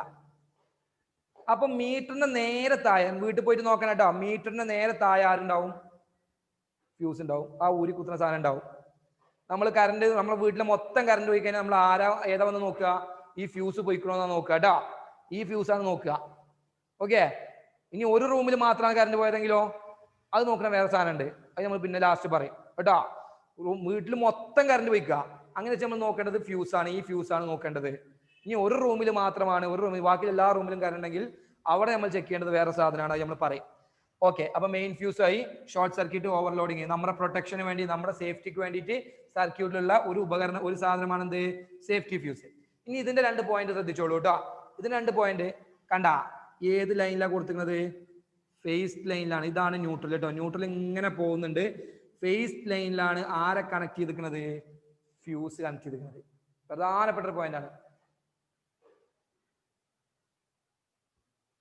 അല്ലല്ല, അതിലൂടെ പോകുന്ന ഈ ഉപകരണം അല്ലേ, ഇതിന്റെ പണി തന്നെ ഇത് ഉപയോഗിക്കുന്ന കറണ്ട് അല്ല, ഇതിലൂടെ ഇതിന്റെ ഉള്ളിലൂടെ പോകുന്ന കറണ്ടിനെ മെഷർ ചെയ്യുക. അഥവാ ഉപയോഗിക്കുന്ന ആൾക്കാർ ആരൊക്കെയാ, ബൾബ്, ഫാൻ, സാധനങ്ങളൊക്കെയാണ് കറണ്ട് ഉപയോഗിക്കുക. ആ ഉപയോഗിക്കണമെങ്കിൽ എയിലൂടെ കറണ്ട് പോകണം, ഈ മീറ്ററിലൂടെയാണ് കറണ്ട് ബൾബിലേക്ക് പോകുന്നത്. ആ പോകുന്ന കറണ്ടിനെ മെഷർ ചെയ്യുന്ന ആളാണ് ആര്, ഈ മീറ്റർ. ഓക്കെ. അതായത് അത് ഉപയോഗിക്കുക എന്നല്ല. ദെൻ നോക്കൂ, അപ്പൊ ഇതിലെ ഒരു പോയിന്റ് ഇതാണ്, ഫ്യൂസ് കണക്ട് ചെയ്യുന്നത് ഫേസ് ലൈനിലാണ്. ഇനി മാറിയതിട്ടോ ശ്രദ്ധിക്കണം, ഫ്യൂസ് കണക്ട് ചെയ്യുന്നത് ന്യൂട്രലിൽ, ഫ്യൂസിന് യാതൊരു കണക്ഷനും ഇല്ല, ഫേസ് ലൈനിലാണ്. പുറമെ ഒരു പോയിന്റ് കൂടി നോട്ട് ചെയ്ത് വെച്ചോ, കണക്ഷൻ സീരീസ് ആണ്, സീരീസ് ആയിട്ടാണ് കണക്ട് ചെയ്യുക. ഫ്യൂസ് കണക്ട് ചെയ്യുന്നത് എങ്ങനെയാണെന്ന് ചോദിക്കാറുണ്ട്, ഫ്യൂസ് കണക്ട് ചെയ്യുന്ന സർക്യൂട്ടിൽ ഫ്യൂസ് കണക്ട് ചെയ്യുന്നത് എങ്ങനെയാണെന്ന് ചോദിക്കാറുണ്ട്, സീരീസ് ആയിട്ടാണ് കണക്ട് ചെയ്യുന്നത് കേട്ടോ, സീരീസ് ആയിട്ടാണ് കണക്ട് ചെയ്യുക. Okay, ready. അപ്പോ ഒന്നാമത്തെ ഉപകരണമായി. രണ്ടാമത്തെ ഇതിന്റെ പണി കറണ്ട് മെഷർ ചെയ്യുക, എനർജി കൺസംഷൻ മെഷർ ചെയ്യുക. രണ്ടാമത്തെ എന്താണ്, നമ്മുടെ സേഫ്റ്റിക്ക് വേണ്ടിയിട്ടുള്ളത് ഓവർലോഡിങ്, ഷോർട്ട് സർക്യൂട്ട് ഒക്കെ സംഭവിക്കുമ്പോൾ നമ്മളെ പ്രൊട്ടക്ട് ചെയ്യാനുള്ള സംവിധാനമാണ്, നമ്മളെ പ്രൊട്ടക്ട് ചെയ്യാനുള്ള ഒരു സിസ്റ്റമാണ് എന്ത് പറയുന്നത്, മെയിൻ ഫ്യൂസ്. മൂന്നാമത്തെ ആൾക്കെത്തി 3. ഇതാണ് നമ്മള് പണ്ട് കാലങ്ങളിലൊക്കെ ഒരു ലിവർ ഉണ്ടായിരുന്നു, ഓർമ്മ ഉണ്ടോ, ലിവർ താത്തണം പൊന്തിച്ച സാധനം ഉണ്ടായിരുന്നു. ഇപ്പോഴത്തെ പുതിയ വീടുകളിലൊക്കെ ഒരു സ്വിച്ച്, വലിയൊരു സ്വിച്ച് ഉണ്ടാവും, ഒരു ഡീപ്പ് ഇങ്ങനെ തുറന്നു കഴിഞ്ഞാൽ ഒരു ചോപ്പ് സ്വിച്ച്, വലിയ സ്വിച്ച് കണ്ടിട്ടില്ലേ. ആ, എന്താ അപ്പൊ അതിന്റെ പണി ചോദിച്ചാൽ എത്രയേ ഉള്ളൂ, അതിന്റെ പേര് നോക്കി, main switch. Main switch, switch, ഒരു സ്വിച്ച് എന്ന് പറഞ്ഞ എന്താ സാധനം, സ്വിച്ച് എന്ന് പറഞ്ഞ ഒരു ബൾബിന്റെ സ്വിച്ച്. അത് ചെയ്യുന്ന പണി എന്താ, ബൾബിലേക്കുള്ള കറണ്ടിനെ തടയുക, ബൾബിലേക്കുള്ള കറണ്ടിനെ വിട്ടുകൊടുക്കുക, അതല്ലേ, ആണല്ലേ, ആണ്. അപ്പൊ ഇതിന്റെ പണി എന്ന് പറഞ്ഞാൽ അറിയോ, ഇതിന്റെ വീടിന്റെ ഉള്ളിലേക്കുള്ള ഈ എല്ലാ ഉപകരണങ്ങളിലേക്കുള്ള കറണ്ടിനെ തടയലും പിടിച്ചെടുത്തലാണ് ആരെ പണി, മെയിൻ സ്വിച്ചിന്റെ പണി. സ്വിച്ച് എന്താണോ, സാധാരണ ഒരു സ്വിച്ച് എന്താണോ ചെയ്യുന്നത് അത് തന്നെ ചെയ്യണത്. അവിടെ നോക്കി, ഇനി ശ്രദ്ധിക്കേണ്ട കാര്യം ഇതാണ്, സ്വിച്ച് കണ്ടങ്ങൾ ഇവിടെ, ഇതുണ്ടോ, ഇതല്ലേ സ്വിച്ചിന്റെ ചിഹ്നം. സ്വിച്ച് നിങ്ങൾ ടെക്സ്റ്റ് ബുക്കിൽ ഇങ്ങനെ കള്ളി ഇങ്ങനെ കാണും, അപ്പൊ വെറും കോളായി കരുതി വെക്കരുത്, ആ കോളത്തിനുള്ള ചില സാധനങ്ങളൊക്കെ ശ്രദ്ധിക്കേണ്ടതുണ്ട്. അപ്പൊ ഇതിന്റെ ചിഹ്നം, ഈ ചിഹ്നം കണ്ടങ്ങള്, ഈ ചിഹ്നം ഇത് ശ്രദ്ധിച്ചു വെക്കുക. ഇത് കണ്ടങ്ങള്, ഇതുണ്ടോ, ഇവിടെ സ്വിച്ച് ഉണ്ട്, ന്യൂട്രലിലും സ്വിച്ച് ഉണ്ട്, ഫേസിലും സ്വിച്ച് ഉണ്ട്. ഇതാണ് മെയിൻ സ്വിച്ച് എന്ന് പറയുന്നത്. നമ്മൾ വീട്ടിനൊക്കെ യാത്രയൊക്കെ, ദൂരയാത്രയൊക്കെ പോകുമ്പോൾ നമ്മൾ എന്താ ചെയ്യാ, ഒരു 2 ദിവസമൊക്കെ ടൂറൊക്കെ പോവാ, അല്ലെങ്കിൽ നമ്മൾ ഉമ്മാന്റെ വീട്ടിലേക്ക് വിരുന്നിന് പോവാന്ന് വെച്ചോ, നമ്മൾ എന്താ ചെയ്യാ, മെയിൻ സ്വിച്ച് ഓഫ് ആക്കിയിട്ടാ പോവാ, അല്ലെ, മെയിൻ സ്വിച്ച് ഓഫ് ആക്കിയിട്ടാ പോവാ. കാരണം എന്താ, പിന്നെ നമുക്ക് ഇവിടെ പേടിക്കണ്ട, കാരണം ഇവിടെ ഓഫ് ആണെങ്കിൽ പിന്നെ ഇവിടുന്ന് ഇങ്ങോട്ട് കറണ്ട് ഇല്ല, ഇത് ഓഫ് ആണല്ലോ സ്വിച്ച്. കറണ്ട് ഇവിടെ ഓഫ് ആക്കിയിട്ട് കഴിഞ്ഞാൽ പിന്നെ ഉപകരണങ്ങളിലേക്കൊന്നും എന്ത് കിട്ടൂല, കറണ്ട് കിട്ടൂല. പിന്നെ ഇടിമിന്നലോ മറ്റു പ്രശ്നങ്ങളോ അങ്ങനത്തെ പ്രശ്നങ്ങളോ ഒന്നും ഉണ്ടായാലൊന്നും സർക്യൂട്ടിലേക്ക് ഒരു പ്രശ്നവും സംഭവിക്കൂല, ബൾബ് അടിച്ചു പോകില്ല, ഫാനൊന്നും പ്രശ്നം വരില്ല, ഇവിടെ ഓഫ് ആക്കിയിട്ടാൽ മതി. ഓക്കെ. അപ്പൊ സാധാരണ സ്വിച്ചിന്റെ പണി എന്താണോ അത് തന്നെയാണ് ആരെടുക്കുന്നത്, മെയിൻ സ്വിച്ച് എടുക്കുന്നത്. മെയിൻ ആയിട്ടുള്ള സ്വിച്ച് ആണെന്ന് മനസ്സിലാക്കി വെക്കുക. ക്ലിയർ. ഓക്കെ. അപ്പൊ മെയിൻ സ്വിച്ച് ആയി. ശ്രദ്ധിക്കേണ്ട പോയിന്റ് ഇതാണ്.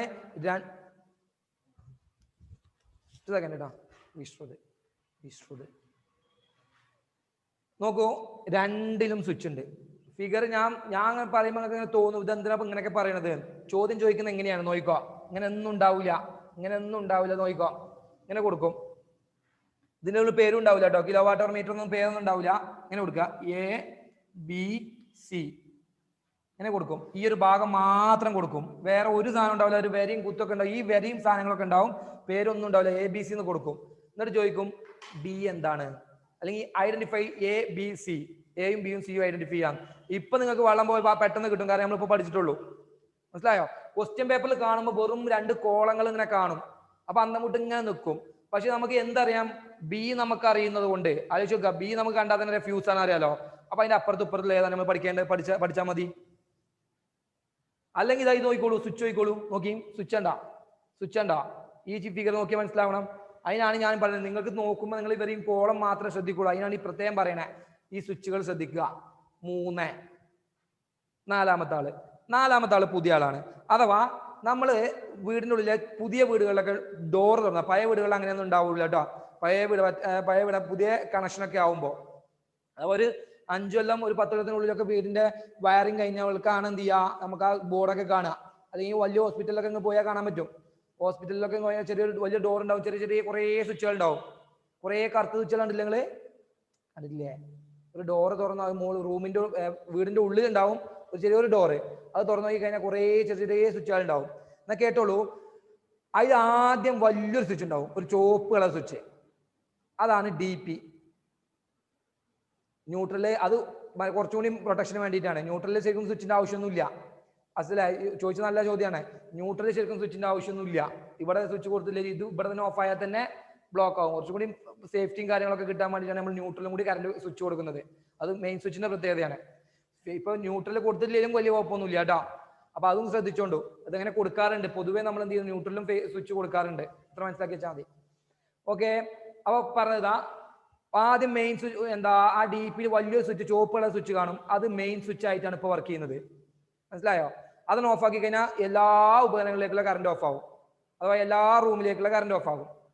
ഇനി രണ്ടാമത്തെ സ്വിച്ച്, കുറെ ചെറിയ കറുത്ത സ്വിച്ചുകൾ ഉണ്ടാവും. അതിന്റെ മുമ്പായിട്ട് രണ്ടിന്റെയും ഇടയിൽ സ്വിച്ച് ഉണ്ടാവും. ശ്രദ്ധിച്ചാൽ മതി, ഒന്ന് പോയിട്ട് നോക്കുകൊണ്ട് കേട്ടോ. ഫസ്റ്റ് എന്തുണ്ടാവും, വലിയ സ്വിച്ച് ഉണ്ടാവും. അത് കഴിഞ്ഞിട്ട് അതിനേക്കാൾ ചെറിയ സ്വിച്ച് ഉണ്ടാവും. അത് കഴിഞ്ഞിട്ട് അതിനേക്കാൾ ചെറിയ കുറേ സ്വിച്ചുകൾ ഉണ്ടാവും, കറുത്ത കുറേ സ്വിച്ചുകൾ. ആ ഇടയിലുള്ള സ്വിച്ചാണ് ഈ ELCB എന്ന് പറയുന്നത്. ഇതൊന്ന് നോട്ട് ചെയ്ത് വെച്ചോളൂ. ELCBന്റെ ഫുൾ ഒന്ന് നോട്ട് ചെയ്ത് വെച്ചോളൂ. എർത്ത് ലീക്കേജ്, നോക്ക്, എർത്ത് ലീക്കേജ് എഴുതി വെച്ചോട്ടോ. ELCB, earth leakage circuit breaker. Breaker തന്നെയാണ്.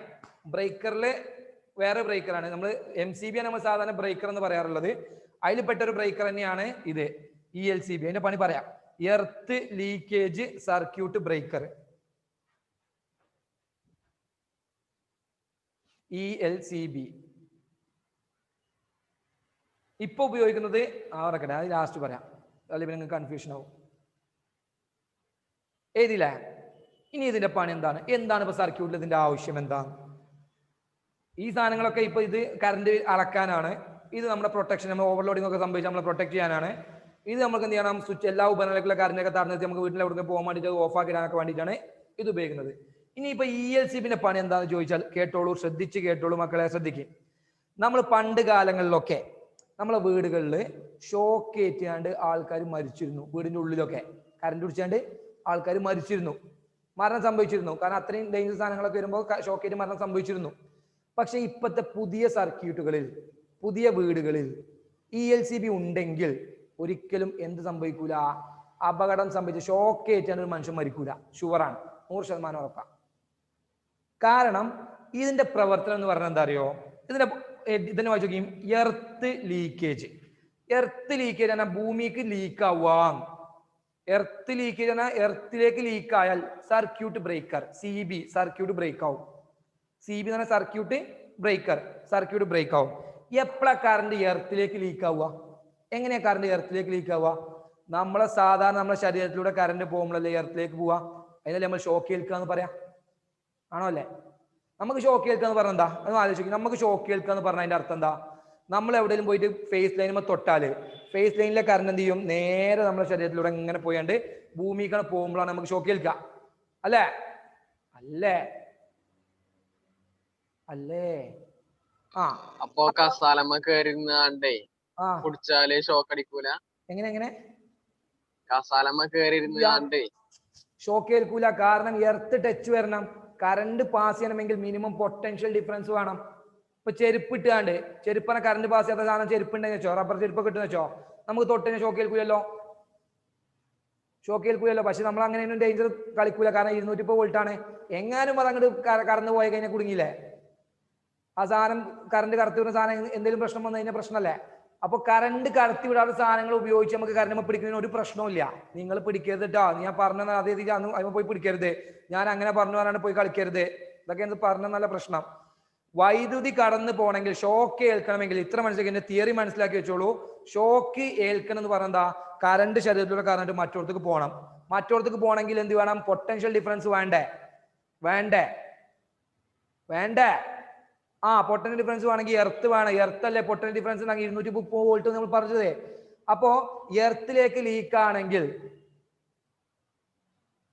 എർത്ത് ആൻഡ് മാൻ ബന്ധം അതാണോ? അപ്പോ എർത്തിലൂടെ ശരീരത്തിലൂടെ കറണ്ട് എന്ത് ചെയ്യുന്നു? ഭൂമിയിലേക്ക് പോവാണെങ്കിൽ ഇനി ശ്രദ്ധിച്ചോട്ടോ. ELCBന്റെ പരിപാടിയാ പറയണേ, ELCBന്റെ പണിയാ പറയണേ. നമ്മളെ ശരീരത്തിലൂടെ കറണ്ട് ഇപ്പോ എനിക്ക് എന്താ ഷോക്കേറ്റ് നല്ലോണം അപകടം സംഭവിക്കണം, അല്ലെങ്കിൽ ഞാൻ ഒരാൾ മരിക്കണമെങ്കിൽ, ഒരാള് കറണ്ട് ശരീരത്തിലൂടെ പാസ് ചെയ്തിട്ട് ഒരാൾ മരിക്കാൻ വേണ്ട കറണ്ട് 10 മില്ലി ആംപിയർ ആണെന്ന് വെച്ചോ. ശരീരത്തിലൂടെ 10 മില്ലി ആംപിയർ കറണ്ട് കടന്നു പോയാൽ ഒരാൾ മരിക്കും എന്ന് വെച്ചോ. അങ്ങനെയാണെങ്കിൽ ഈ ELCB 2 മില്ലി ആംപിയർ കറണ്ട് കടന്നു പോകുമ്പോഴേക്ക് ഇത് ഓഫ് ആവും, ഓട്ടോമാറ്റിക് ഓഫ് ആവും. 10 മില്ലി ആംപിയർ കറണ്ട് ശരീരത്തിലൂടെ പാസ് ചെയ്താലേ ഒരാൾ മരിക്കുള്ളൂ. പക്ഷേ 2 മില്ലി ആംപിയർ ശരീരത്തിലൂടെ കറണ്ട് പാസ് ചെയ്യുമ്പോൾ എന്ത് ചെയ്യും? ഇയാളിവിടെ വെറുതെ വെച്ചിരുന്നത്, ഇയാളെ ഓട്ടോമാറ്റിക് അപ്പൊ തന്നെ ഒറ്റയടിക്കാൻ ഓഫ് ആവും. അപ്പൊ നമുക്ക് ഷോക്ക് ഏൽക്കാൻ ചാൻസ് ഉണ്ടോ? ഷോക്ക് ഏൽക്കാൻ ചാൻസ് ഇല്ല. നമുക്ക് അപകടം സംഭവിക്കാൻ ചാൻസ് ഇല്ല. കാരണം എന്താ? അപ്പൊ ഇത് ഓഫ് ആവും, കറണ്ട് മൊത്തം സ്റ്റക്ക് ആവും, പിന്നെ വേറെ കറണ്ട് ഇല്ല. പിന്നെ നമ്മൾ ഓൺ ആക്കി കൊടുത്താലേ, പോയിട്ട് സ്വിച്ച് ഓൺ ആക്കി കൊടുത്താലേ എന്ത് ചെയ്യുള്ളൂ? വീണ്ടും കറണ്ട് കിട്ടുള്ളൂ. മനസ്സിലായോ? ഒന്നുകൂടി പറയാം. ELCBന്റെ ഫുൾ ഫോം ആദ്യം നോക്കി വെച്ചോ. Earth leakage circuit breaker. എർത്തിലേക്ക് ലീക്കായ സർക്യൂട്ട് ബ്രേക്ക് ആവുക. കറണ്ട് ഭൂമിക്ക് പോയാ അപ്പൊ എന്ത് ചെയ്യാ? ഭൂമിയും മനുഷ്യനും തമ്മിലുള്ള ബന്ധമാണോ? എന്താ ഇതിനൊക്കെ അർത്ഥം? ഞാൻ എങ്ങനെ ഇപ്പൊ മനസ്സിലാവും? ഭൂമിയും മനുഷ്യനും തമ്മിലുള്ള ബന്ധമാണ്. സാറേ ഒരു സംശയം ചോദിക്കട്ടെ? ചോദിക്ക്. രണ്ടാള് കൈ കോർത്താണ്ട് നിക്കുകയാണ്. ഒരാള് ഒരു റബ്ബർ ഷൂസ് ഇട്ടേക്കണ്. എന്നിട്ട് ആ റബ്ബർ ഷൂസ് ഇട്ട ആള് പോയിങ്ങാണ്ട് ഫേസ് പിടിച്ചു. അപ്പോ റബ്ബർ ഷൂസ് ഇട്ട ആൾക്ക് കറണ്ട് ഷോക്ക് അടിച്ചതുമില്ല, അതിന്റെ അപ്പുറത്തുള്ള ആൾക്ക് ഷോക്ക് അടിക്കൂലേ? ഇല്ല, രണ്ടാക്കും അടിക്കുമല്ലോ. അപ്പോ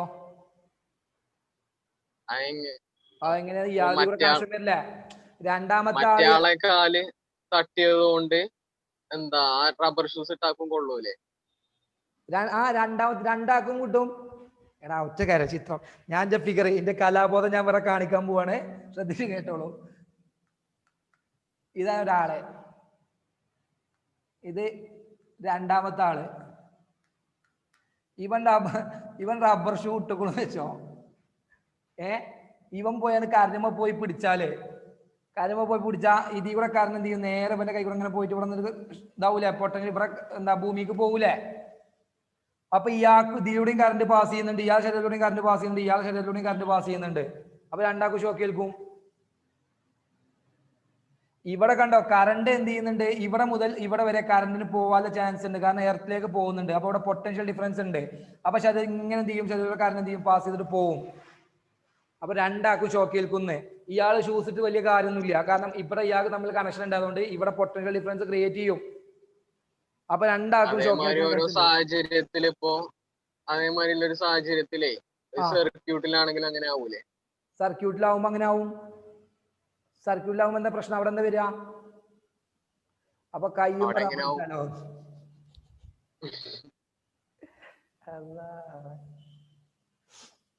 അതൊക്കെ നിങ്ങൾ കോമൺ സെൻസ് കൊണ്ട് ചിന്തിച്ചാണ് ആൻസർ എഴുതിക്കോളൂ കേട്ടോ. മേഞ്ച ചിത്രം ആരൊക്കെ കണ്ടാലേ, ഇതൊക്കെ വീഡിയോ പുറത്ത് പോകണം, ആരൊക്കെ കണ്ടാലേ. അപ്പൊ ഇത് ശ്രദ്ധിച്ചോളി, ഇത്രേ ഉള്ളൂ. ഇതിന്റെ ELCBന്റെ പണി എന്ന് പറഞ്ഞാൽ ഇത്രേ ഉള്ളൂ. കറണ്ട് ലീക്ക് ആയാൽ, എർത്തിലേക്ക് കറണ്ട് ലീക്ക് ആയാൽ ഓൺ ദ സ്പോട്ടിൽ സർക്യൂട്ട് ബ്രേക്ക് ആവും കേട്ടാ. കറണ്ട് ലീക്ക് ആയാൽ എർത്തിലേക്ക്, അഥവാ പണ്ട് കാലങ്ങളിലൊക്കെ നമ്മൾ എന്റെ വീട്ടിലൊക്കെ ഉണ്ടായിരുന്ന പ്രശ്നം എന്തായിരുന്നു അറിയോ? ഈ ചുമരില്ലേ, ചുമരുമ്പോ കൂടെ കറണ്ട് ലീക്ക് ആവുമായിരുന്നു. അഥവാ പണ്ടത്തെ വയറിംഗ് ഒക്കെ ആയതുകൊണ്ടേ. ലവിനെ മതിയടാ, വെറുതെ ഇങ്ങനെ ചളി അടിച്ച് കയറ്റല്ലേ, ഒരു ലിമിറ്റ് ഒക്കെ വേണ്ടപ്പോ ഇതിന്. നോക്കിക്കോ, എന്താ പണ്ട് കാലങ്ങളിലൊക്കെ വയറിങ്ങിന്റെ ഒക്കെ മോശം കൊണ്ടേ, വയറിങ്ങിന്റെ പ്രശ്നം കൊണ്ടൊക്കെ അതിന്റെ എന്താ പ്ലാസ്റ്റിക് കോട്ടിംഗ് ഒക്കെ പോയിട്ട് ചുമരിലൂടെ കറണ്ട് പാസ് ചെയ്യുമായിരുന്നു. എൻ്റെ വീട്ടിലൊക്കെ എനിക്ക് നല്ല ഓർമ്മ ഉണ്ട്. എന്താ തൊടുമ്പോ ഷോക്ക് ഏൽക്കും, എർത്തടിക്കും ചുമരുമേ. അപ്പൊ കാരണം ആ ചുമരിലെ വയറിങ്ങിൽ എന്ത് ചെയ്യും, കറണ്ട് എന്ത് ചെയ്യുന്നുണ്ട്, എർത്തിലൂടെ ലീക്ക് ആവുന്നുണ്ട്. മനസ്സിലായോ? ചുമര് എർത്തിലാണ്, ഭൂമിയിലാണ് നിൽക്കുക. അപ്പൊ ആ കറണ്ട് എർത്തിലൂടെ ലീക്ക് ആവുമ്പോൾ കറണ്ട് ബില്ല് കണ്ടമാനം കൂടിയിരുന്നു. അന്ന് പരാതി കൊടുത്തിരുന്നു. പരാതി കൊടുക്കുമ്പോൾ എന്താ, വെറുതെ കറണ്ട് എർത്തിലേക്ക് പോവാണ്. നമ്മൾ ബൾബ് ഉപയോഗിക്കുന്നില്ല, ഫാൻ ഉപയോഗിക്കുന്നില്ല, പക്ഷെ എന്ത് ചെയ്യുന്നുണ്ട്, കറണ്ട് ബില്ല് നല്ലോണം വരിക. കാരണം എവിടെയാ കറണ്ട് നഷ്ടപ്പെടുന്നത്, ഈ ചുമരുമ കൂടെ എർത്തിലേക്ക് കറണ്ട് പോകുന്നുണ്ട്. അപ്പൊ മീറ്റർ എന്ത് ചെയ്യും, മീറ്ററിന് അതൊന്നും നോക്കാല്ല, എവിടെ കൂടെ കറണ്ട് പോകണമെന്ന് നോക്കുന്നില്ല. മീറ്റർ കൂടെ കറണ്ട് വരുന്നുണ്ടെങ്കിൽ മീറ്റർ റീഡ് ചെയ്യും. അത് എർത്തിലേക്കാണോ പോണത്, ബൾബിലേക്കാണോ പോകണമെന്നും ആര് നോക്കൂല, മീറ്റർ നോക്കൂല. മീറ്ററിലൂടെ കറണ്ട് പോകുന്നുണ്ടെങ്കിൽ അത് റീഡ് ചെയ്യും. അപ്പൊ കറണ്ട് ബില്ല് ഇങ്ങനെ കൂടും. പക്ഷെ ഇന്നത്തെ സിറ്റുവേഷനിൽ അത് നടക്കൂല. ഇന്നത്തെ സിറ്റുവേഷനിൽ ചുമരുമ കൂടെ ആയാലും ശരി, കൂടെ ആയാലും ശരി, എർത്തിലേക്ക് കറണ്ട് ലീക്ക് ആയാൽ ആര് ബ്രേക്ക് ആവും? ELCB ബ്രേക്ക് ആവും. അഥവാ എനർജി ലോസ് ഉണ്ടാവൂല. മനസ്സിലായോ? എനർജി ലോസ് ഉണ്ടാവില്ല, വെറുതെ കറണ്ട് എർത്തിലേക്ക് ലീക്ക് ആവൂല. കിട്ടിയോ? മതി. എർത്ത് ലീക്കേജ് സർക്യൂട്ട് ഇപ്പൊ ഉപയോഗിക്കുന്നത് RCCB എന്ന് മനസ്സിലാക്കി വെച്ചാൽ മതി കേട്ടോ. അതിന്റെ ഫുൾ ഒന്ന് ജസ്റ്റ് എഴുതി വെച്ചോ. RCCB ഫുൾ ഒന്ന് എഴുതി വെച്ചോ. ഇതന്നെ പണി. എർത്ത് ലീക്കേജ് സർക്യൂട്ട് ബ്രേക്കർ ഉപയോഗിക്കുന്നത് അത് തന്നെയാണ്. റെസിഡ്വൽ കറണ്ട് സർക്യൂട്ട് ബ്രേക്കർ ആണ് കേട്ടോ. റെസിഡ്വൽ കറണ്ട്, റെസിഡ്വൽ രണ്ടും ഒന്ന് തന്നെയാണ്, ഒരേ തന്നെയാണ്. ഇപ്പൊ ഉപയോഗിക്കുന്നത് ഈ RCCB ആണ്. RCB അല്ല, RCCB, residual current circuit breaker. നിങ്ങൾക്ക് ഇന്ന് പരീക്ഷന്റെ ക്ലാസ് വേണ്ടേ? ഒന്ന് സ്പീഡിൽ പറയണ്ട കേട്ടോ. നോയിക്കോ. അപ്പൊ ഇവിടുത്തെ തെറ്റി, ELCB എത്തി. ഇനി ഇതാ പോണു. ഇനിയാണ് നിങ്ങൾ കൂടുതൽ ശ്രദ്ധ കൊടുക്കേണ്ട ഭാഗം. ഇനിയുള്ള കണക്ഷൻ, ഇതുവരെയുള്ള കണക്ഷൻ ഒന്നും പ്രശ്നമില്ല. രണ്ടുപേരെ എങ്ങനെ വരിക, വേറെ ഒരു പ്രശ്നമില്ല. ഇനിയാണ് ശ്രദ്ധിക്കേണ്ടത്. ഇനി വളരെ ശ്രദ്ധയോടെ ചിത്രത്തിലൊക്കെ നോക്കിയിരിക്കുക. വയറുകളൊക്കെ എങ്ങോട്ടൊക്കെ പോകണമൊക്കെ ശ്രദ്ധിച്ച് കേട്ടോളൂ, അത് കണ്ടോളൂ, നോക്കിക്കോളി. ഇതാ വരുന്നു. ELCB നേരെ നമ്മൾ പോകുന്നത് ചെറിയ സ്വിച്ചുകളില്ലേ, കുറേ ചെറിയ സ്വിച്ചുകൾ. നമ്മളെ വീട്ടിൽ ഇപ്പോൾ ഒരു 4 റൂം ഉണ്ട് എന്ന് വെച്ചോ. അഥവാ എൻ്റെ വീട്ടിൽ ഇപ്പോൾ 4 റൂം ഉണ്ടെന്ന് വെച്ചോ. 2 ബെഡ്റൂം ഉണ്ട്, ഒരു കിച്ചണും ഉണ്ട്, ഒരു ഹാളും ഉണ്ട്. 4 റൂം ഉണ്ട് എന്ന് വെച്ചോ. അങ്ങനെ വെച്ചാൽ 4 MCB ഉണ്ടാവും, 4 ചെറിയ സ്വിച്ച് ഉണ്ടാവും. എത്ര റൂം ഉണ്ടോ അത്രയും MCB ഉണ്ടാവും. മനസ്സിലാവുന്നുണ്ടോ? എന്തിനാണ് MCB എന്ന് വെച്ചാൽ ശരിക്കും കേട്ടോളൂ. നമ്മൾ വീടിന് മൊത്തം ഒരു ഫ്യൂസല്ലേ കൊടുക്കുക, അല്ലെ? വീടിനെ മൊത്തത്തിൽ കൺട്രോൾ ചെയ്യാൻ, സംരക്ഷിക്കാൻ വേണ്ടി ഒരു ഫ്യൂസ് കൊടുക്കുക. നമ്മൾ ഒരു റൂമിനെ പ്രൊട്ടക്ട് ചെയ്യും. നമ്മള് ടോയ്ലറ്റിനൊന്നും കൊടുക്കൂല. ടോയ്ലറ്റ് ഒക്കെ റൂമിന്റെ ഉള്ളിലല്ല, അതൊക്കെ എങ്ങനെ അതിൽ കൊടുക്കുക? ടോയ്ലറ്റിനൊക്കെ MCB കൊടുത്താൽ പിന്നെ എല്ലാത്തിനും സ്റ്റോർ റൂമിനും ഒക്കത്തിനും MCB കൊടുക്കേണ്ടി വരും. ഒരു റൂമില് നോക്കിക്കോ, എത്ര റൂമുണ്ടോ അത്രയും MCB ഉണ്ടായിരിക്കും എന്ന് മനസ്സിലാക്കി വെക്കുക. ഓക്കെ. ഇനി ആ റൂമിൽ എന്തെങ്കിലും തകരാറ് സംഭവിച്ചാല് ആരാണ് ഓഫ് ആവുക? ആ MCB ആണ് ഓഫ് ആവുക. ഇത് ശ്രദ്ധിച്ച് കേട്ടോ. നമ്മളെ റൂമിൽ മാത്രം കറണ്ട് ഇല്ല, മറ്റെല്ലാ റൂമിലും കറണ്ട് എന്ന് വെച്ചോ. നമ്മൾ ചെയ്യുന്ന ഫസ്റ്റ് പണി എന്താണെന്നറിയോ? ആ ഡോറിന് തുറന്നു നോക്കും. ആ ഡോറിന് നോക്കുമ്പോൾ ഒരു സ്വിച്ച് ഇങ്ങനെ താന്ന് കിടക്കണ കാണാം. അത് നമ്മളെ റൂമിലെ സ്വിച്ച് കാരണം അതൊന്ന് ഓണായി കൊടുത്താൽ നമ്മുടെ റൂമിലേക്ക് കറണ്ട് വരും. അതിന്റെ കാരണം എന്താണെന്ന് ചോദിച്ചാൽ നമ്മുടെ റൂമിൽ എന്തോ തകരാറ് സംഭവിച്ചു. ഓവർലോഡിങ്ങോ അല്ലെങ്കിൽ ഷോർട്ട് സർക്യൂട്ടോ സംഭവിച്ചിട്ടുണ്ടാവും. എന്തെങ്കിലും തകരാറ് സംഭവിച്ചിട്ടുണ്ടാവും. അങ്ങനെ തകരാറ് സംഭവിച്ചാൽ അപ്പം ആര് ഓഫ് ആവും? നമ്മുടെ റൂമിലെ MCB ഓഫ് ആവും. അപ്പൊ സത്യത്തിൽ എന്താ സംഭവിക്കുന്ന അറിയോ? ഫ്യൂസിന്റെ പണി എന്താണോ, കേൾക്കണണ്ട? ഫ്യൂസിന്റെ പണി എന്താണോ അത് തന്നെയാണ് ആരെടുക്കുക? MCB എടുക്കുക. നമ്മുടെ മോഡേൺ സർക്യൂട്ടിലെ പുതിയ വീടുകളിലൊക്കെ ഉപയോഗിക്കുന്നത്, ഫ്യൂസിന് പകരമായിട്ട് ഉപയോഗിക്കുന്നത് ഏതാണ്? MCB ആണ്. ഏതാണ്? MCB. ഇവിടെ ഫ്യൂസ് തന്നെ ഉപയോഗിക്കാറുള്ളത്, മെയിൻ ഫ്യൂസ് തന്നെ ഉപയോഗിക്കുക. പക്ഷെ റൂമിലൊക്കെ പണ്ട് കാലങ്ങളിൽ ചെറിയ ഫ്യൂസ് കൊടുത്തിരുന്നു. ഇപ്പൊ ഉപയോഗിക്കുന്നത് MCB ആണ്. ഓക്കെ, MCB ആണ്. ആ എക്സാമിന് സെൽഫ് ഇൻഡക്ഷൻ വരുള്ളൂ. ഓക്കെ, എനിക്ക് മനസ്സിലായിട്ടുണ്ടേ. ഇത് പറഞ്ഞ് തീർത്തിട്ട് നമുക്ക് ആ ഭാഗം പറയാം. നോക്കൂ. അപ്പോ എത്ര MCB ഉണ്ടോ ചോദിച്ചാൽ എത്ര റൂം ഉണ്ടോ അത്രയും MCB ഉണ്ടാവും മനസ്സിലാക്കി വെക്കുക. ഓക്കെ. MCBന്റെ ഫുൾ ഒന്ന് എഴുതി വെച്ചോ. Miniature circuit breaker.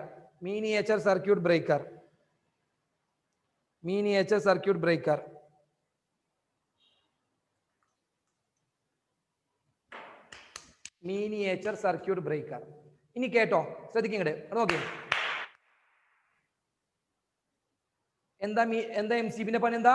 ഫ്യൂസിന് പകരം ഫ്യൂസ് എന്താണോ ചെയ്യുന്നത് അത് ചെയ്യാം.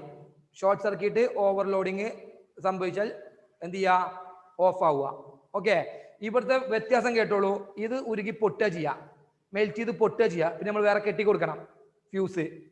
ഓക്കെ, ഇവിടെ എന്ത് ചെയ്താൽ മതി? ഇവിടെ കെട്ടി കൊടുക്കാൻ വേണ്ട, സ്വിച്ച് ഓഫ് ആക്കുക, ഓൺ ആക്കുക. റെഡി?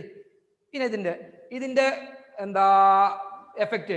ഇത് ഹീറ്റിംഗ് എഫക്റ്റ് വർക്ക് ചെയ്യുന്നത്. ഫ്യൂസ് കറണ്ടിന്റെ ഹീറ്റിംഗ് എഫക്റ്റ് വെച്ച് വർക്ക് ചെയ്യുന്ന ഉപകരണമാണ്. മനസ്സിലാണ്ടോ? ഫ്യൂസ് വർക്ക് ചെയ്യുന്നത് ഇലക്ട്രിക്കൽ എനർജിയുടെ ഹീറ്റിംഗ് എഫക്റ്റ് ആണ്.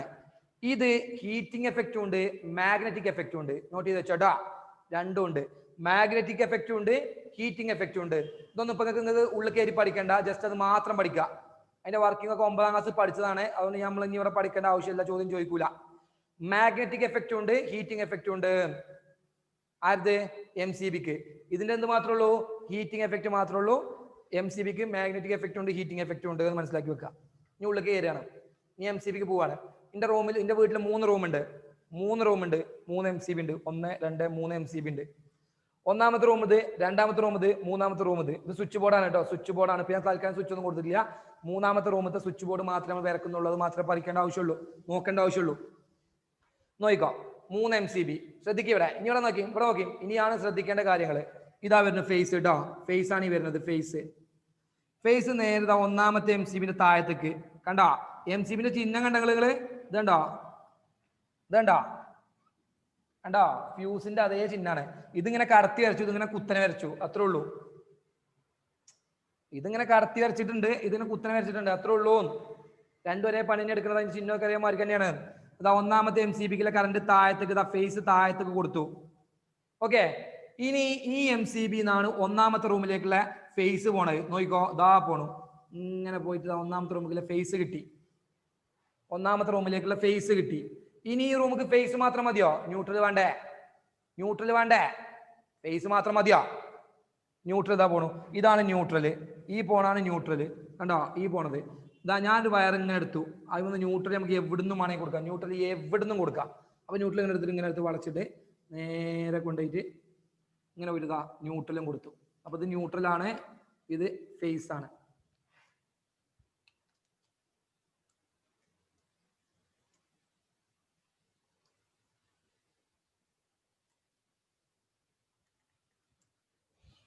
ഓക്കെ, അപ്പൊ 1ാമത്തെ റൂമിലേക്കുള്ള കറണ്ട് പോയി, 1ാമത്തെ MCB തീരുമാനമായി.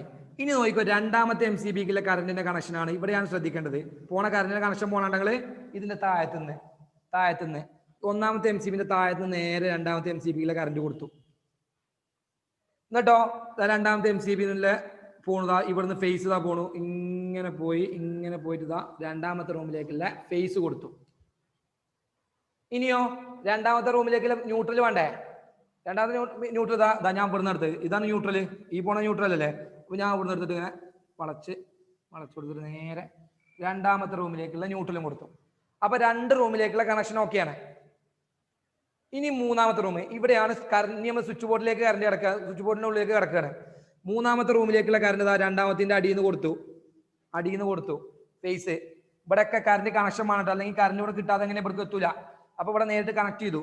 3ാമത്തെ റൂമിലേക്കുള്ള ഫേസ് ഇതാ പോണു, നേരെ ഇങ്ങോട്ട് പോയി. ഇനി ഈ റൂമില്, ഞാൻ ഉപയോഗിക്കുന്ന ഈ റൂമില് ഒരു ബൾബ്, ഒരു ഫാന്, ഒരു 3 പിൻ സോക്കറ്റ്. ഒരു ബൾബ്, ഒരു ഫാന്, ഒരു TVയോ അല്ലെങ്കിൽ വേറെ എന്തെങ്കിലും ഉപകരണങ്ങൾ വർക്ക് ചെയ്യുക, അല്ല 3 പിൻ സോക്കറ്റ്, 3 പിൻ പ്ലഗ് കുത്തൂലേ, ആ 3 പിൻ സോക്കറ്റ് അതുണ്ട്. അപ്പൊ എത്ര സ്വിച്ച് ആണ്? അപ്പൊ എത്ര സ്വിച്ച് വേണ്ടി വരും? ഇത് ബൾബിന്റെ സ്വിച്ച്, ഇത് ഫാനിന്റെ സ്വിച്ച്, ഇത് 3 പിൻ സോക്കറ്റ്. നമ്മൾ സോക്കറ്റിൽ കുത്തുമ്പോൾ സ്വിച്ച് ഇട്ടാലല്ലേ കറണ്ട് ആയി കിട്ടുള്ളൂ അല്ലേ? TV ഒക്കെ കുത്തുമ്പോൾ നമ്മൾ സ്വിച്ച് ഇടുമ്പോൾ TV ആ പ്ലഗ് കറണ്ട് ഇട്ടുള്ളൂ. അതിന്റെ സ്വിച്ച് ആണ് ഇത് കേട്ടോ, 3. ഇനി നമുക്ക് നോക്കാം, സ്വിച്ച് ഇട്ട ബൾബ് കത്തുമോ നോക്കാം. ഈ ബൾബ് ഇതാ വരുന്ന കറണ്ട് ഫേസ് നോക്കി, ഇതാ വരുന്ന ഫേസ് നേരത്തെ പറഞ്ഞ പോലെ തന്നെ നേരെ താഴത്തേക്ക്. സ്വിച്ച് കണ്ടങ്ങള്, സ്വിച്ചിന്റെ ചിഹ്നം കണ്ടങ്ങള്, ഇത് സ്വിച്ച് ആണ് കേട്ടോ, 1ാമത്തെ സ്വിച്ച് ആണ്. സ്വിച്ച് നമ്മൾ നേരത്തെ അതേപോലെ തന്നെ കണ്ടോ, ഇങ്ങനെ വരക്കൂലേ? അതിന് പകരം ഇങ്ങനെ കടത്തി ഒന്ന് കുത്തനെ വരച്ചു, വേറെ ഇതൊന്നുമില്ല. ഓക്കെ, അപ്പൊ ആ സ്വിച്ച് ആണ് എടുത്തിട്ടുള്ളത്. നോക്കിക്കോ, ഇത് ബൾബിലാണ്. ഇനി ഫേസ് ലൈന് ഇതാ ഇവിടെ കൊടുത്തു. ഇനി ഈ സ്വിച്ച് ഇട്ടാൽ ബൾബ് കത്തണം. 1ാമത്തെ സ്വിച്ച് ഇട്ടാൽ ബൾബ് കത്തണം. അപ്പൊ ആ ബൾബിലേക്കുള്ള കറണ്ട് കണക്ഷൻ ഫേസിന്റെ കണക്ഷൻ ആണ് ഈ പോണേ. ഇതൊരു ബൾബാണത്രേ, ഇതൊരു ഫാനുമാണത്രേ സങ്കല്പിക്കുക കേട്ടോ. അതൊരു ഫാനും ബൾബാന്ന് മനസ്സിൽ സങ്കല്പിച്ച് വെക്കുക. അപ്പൊ ഇതിലേക്കുള്ള ഫേസ് കിട്ടി, ബൾബിലേക്കുള്ള ഫേസ് കിട്ടി. ബൾബിലേക്ക് ഫേസ് മാത്രം മതിയോ? മതിയോ? ന്യൂട്രൽ വേണ്ടേ? ന്യൂട്രൽ ഇതാ പോണു അടിയിൽ കൂടെ യാതൊരു കണക്ഷനും ഇല്ല, MCBയുമായിട്ട് യാതൊരു കണക്ഷനും ഇല്ല.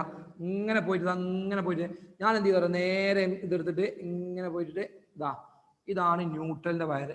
പുറത്ത് കൂടെ എടുത്ത് കൊടുത്തു ഞാൻ. എവിടുന്നും കൊടുക്കട്ടോ, ഇനി ഇവിടെ തന്നെ ഇത് വേണമെങ്കിൽ കൊടുക്കുക, കുഴപ്പമൊന്നുമില്ല. മനസ്സിലായോ? ഇത് ന്യൂട്രൽ അല്ലേ, ഇത് ഫേസും ഇത് ന്യൂട്രൽ അല്ലേ. ഇനി ന്യൂട്രൽ ഇവിടെ നിന്ന് കൊടുത്താലും മതി, പ്രശ്നമൊന്നുമില്ല. അത് നിങ്ങളെ ചോയ്സ് ആണ്, എവിടുന്നും കൊടുക്കാം ന്യൂട്രല്. ഓക്കെ. അപ്പൊ ഈ സ്വിച്ച് ഇട്ടാല് ഈ ബൾബ് കത്തി, അതിലേക്കുള്ള കറണ്ട് കിട്ടി. 2, ഇനി ഫാൻ വർക്ക് ചെയ്യണം. ഫാൻ വർക്ക് ചെയ്യണമെങ്കിൽ കറണ്ട് സ്വിച്ച് കിട്ടണ്ടേ? സ്വിച്ചിലേക്കുള്ള കറണ്ട് താഴത്തൂടെ കൊടുത്തു. ഇനിട്ടോ ഈ സ്വിച്ച് ഇട്ടാൽ ബൾബ് ഫാൻ വർക്ക് ചെയ്യണം, അതിലേക്കുള്ള ഫേസ് ആണ് ഈ പോണത്. ഫേസ് ഇങ്ങനെ പോയി ഒന്ന് വരച്ചെടുത്തു. ഫാന് ഇതതിന്റെ ഫേസ് ആണ്. ന്യൂട്രൽ ഈ പോണ ന്യൂട്രൽ ആയതുകൊണ്ട് നേരെ നമ്മൾ വലിച്ചു കൊടുത്താൽ മതി. ന്യൂട്രലും കൊടുത്തു. ഓക്കെ. അത് ടെക്സ്റ്റ് ബുക്കിലൊക്കെ നിങ്ങളെ മാർക്ക് ഉണ്ടാവും, നിങ്ങൾക്ക് എങ്ങനെയും വരക്കാം, അത് നിങ്ങളുടെ ചോയ്സ് ആണ്. ന്യൂട്രലും കൊടുത്തു. ഇനി മൂന്നാമത്തതാണ് പ്രശ്നം. ഇവിടെയാണ് നിങ്ങൾക്ക് കൺഫ്യൂഷൻ വരിക. മൂന്നാമത്തെ സ്വിച്ച് ഇതിന്റെ സ്വിച്ചാണ്, ഇതിനുള്ള സ്വിച്ചാണ്. മൂന്നാമത്തെ സ്വിച്ചിലേക്കുള്ള കറണ്ട് ഞാൻ ഇവിടുന്ന് അടിയിൽ നിന്ന് കൊടുത്തു. ഈ സ്വിച്ച് ഇട്ടാലുള്ളൂ ഇതിലേക്ക് കറണ്ട് കിട്ടാൻ പാട് അല്ലേ? ആ സ്വിച്ച് നമ്മളെല്ലാം കറണ്ട് ഇട്ടത്. അപ്പൊ നോക്ക്, സ്വിച്ചിൽ നിന്ന് വരുന്നത് ഇങ്ങനെ വന്നിട്ട് ഈ ഹോളിക്കാണ് കറണ്ട് എന്ത് ചെയ്യുക, വയർ കൊടുക്കുക. ഈ സ്വിച്ച് ഇടുമ്പോൾ ഈ ഹോളിക്ക് കറണ്ട് കിട്ടും. ആ ഹോള് നേരെ അടിയത്തെ ഹോളുമായിട്ട് കണക്ട് ചെയ്തു. ഓക്കെ. ദെൻ അപ്പൊ എന്തായി, ഇവിടെ ഫേസ് കിട്ടി. ഇനി ഇതെന്താണ്, ഈ 2 ഹോൾ എന്താ, ന്യൂട്രൽ അല്ലേ? അത് നമുക്ക് ഇവിടുന്ന് കൊടുക്കാം കണ്ടോ. അപ്പൊ അത് ന്യൂട്രൽ കൊടുത്തു, അടി കണക്ട് ചെയ്തു. കുറച്ച് ബുദ്ധിമുട്ടൊക്കെ ആയിട്ട് തോന്നും, ഒന്നുമില്ല, വരച്ച് നോക്കിയാൽ മതി കേട്ടോ. സ്വന്തമായിട്ടൊന്ന് വരച്ച് നോക്കിയാൽ മതി. കറണ്ട് മൂന്നാമത്തെ സ്വിച്ചിൽ നിന്ന് കറണ്ട് പോണ നോക്കിയും ഇങ്ങനെ പോയിട്ട് ഇങ്ങനെ അടിയിലേക്ക് ഈ ഹോളിക്കാ വരിക. ഈ ഹോളിക്ക് നേരത്തെ കണക്ട് ചെയ്തു. പിന്നെ ഈ ഹോളിക്ക് ന്യൂട്രലാണ് കൊടുക്കേണ്ടത്. ന്യൂട്രൽ ഇവിടുന്ന് എടുത്ത് കൊടുത്തു. ഇവിടുന്ന് ഈ വയറുമ്പോൾ എടുത്ത് ന്യൂട്രൽ കൊടുത്തു. കണക്ഷൻ കഴിഞ്ഞു. ഇനി ഒരു വയറും കൂടി ബാക്കിയുണ്ട്. ഏതാണ് വയർ? ഇവിടെ നിന്ന് തുടങ്ങണു, മീറ്റർ മന്നാൻ തുടങ്ങിയിരിക്കണം. മീറ്റർ മന്ന് കളറും കൂടി നോക്കണേ. കളർ നോക്കണം. ഫേസ് റെഡ് ആണ്, ന്യൂട്രൽ ബ്ലാക്ക് ആണ്. കളറും കൂടി ശ്രദ്ധിക്കണം കേട്ടാ. എർത്ത് ഗ്രീൻ ആണ്, എർത്ത് ലൈന് ഗ്രീൻ ആണ്. അഥവാ എർത്തുനിന്ന് ഭൂമിന്ന് ഒരു ലൈൻ എടുത്തിട്ട് ഒരു വണ്ണം കൂടി ഒരു കമ്പിയൊക്കെ എടുത്തിട്ട് എന്ത് ചെയ്യും, കറണ്ട് കണക്ട് ചെയ്യും. ആദ്യം എന്തുമായിട്ട് കണക്ട് ചെയ്തിട്ടുണ്ട്, മീറ്ററുമായിട്ട് കണക്ഷൻ ഉണ്ട്. പിന്നെ എന്തുമായിട്ട് കണക്ഷൻ ഉണ്ട്, ഈ മെയിൻ സ്വിച്ചുമായിട്ട് കണക്ഷൻ ഉണ്ട്. പിന്നെ ഇങ്ങനെ പോന്ന് എവിടെ കണക്ട് ചെയ്യുന്ന അറിയോ? ആ വലിയ ഹോളില്ലേ, 3 പിൻ സോക്കറ്റിലെ വലിയ ഹോളില്ലേ, അയക്കാണ് എർത്ത് ലൈൻ കണക്ട് ചെയ്ത് വെക്കുന്നത് എന്ന് മനസ്സിലാക്കി വെക്കുക. അത് മാത്രം മതി. ഇപ്പോ ഇനി അടുത്ത ടോപ്പിക്കാണ്, അതിന്റെ പണിയൊക്കെ എർത്ത് ലൈനിന്റെ പണി എന്താണെന്നൊക്കെ നമ്മൾ അടുത്ത ടോപ്പിക്കിലാ പറയാം. ഇപ്പൊ നിങ്ങൾ പഠിച്ചു വെക്കേണ്ട എന്തുള്ളൂ, ഗൃഹവൈദ്യുതി അഥവാ ഹൗസ് ഹോൾഡ് ഇലക്ട്രിഫിക്കേഷനില് എർത്ത് ലൈൻ കണക്ട് ചെയ്യുന്ന ഭാഗം ഏതാ? 3 പിൻ സോക്കറ്റില് ആ വലിയ ഹോളിലേക്കാണ് കേട്ടോ. 3 പിൻ സോക്കറ്റ് എന്നാ പറയാ. ഇതിന് പ്ലഗ് എന്നല്ല പറയാ, സോക്കറ്റ് എന്നാ പറയാ. പ്ലഗ് തന്നെ കുത്തുന്ന സാധനമാണ് പ്ലഗ്. മനസ്സിലായോ?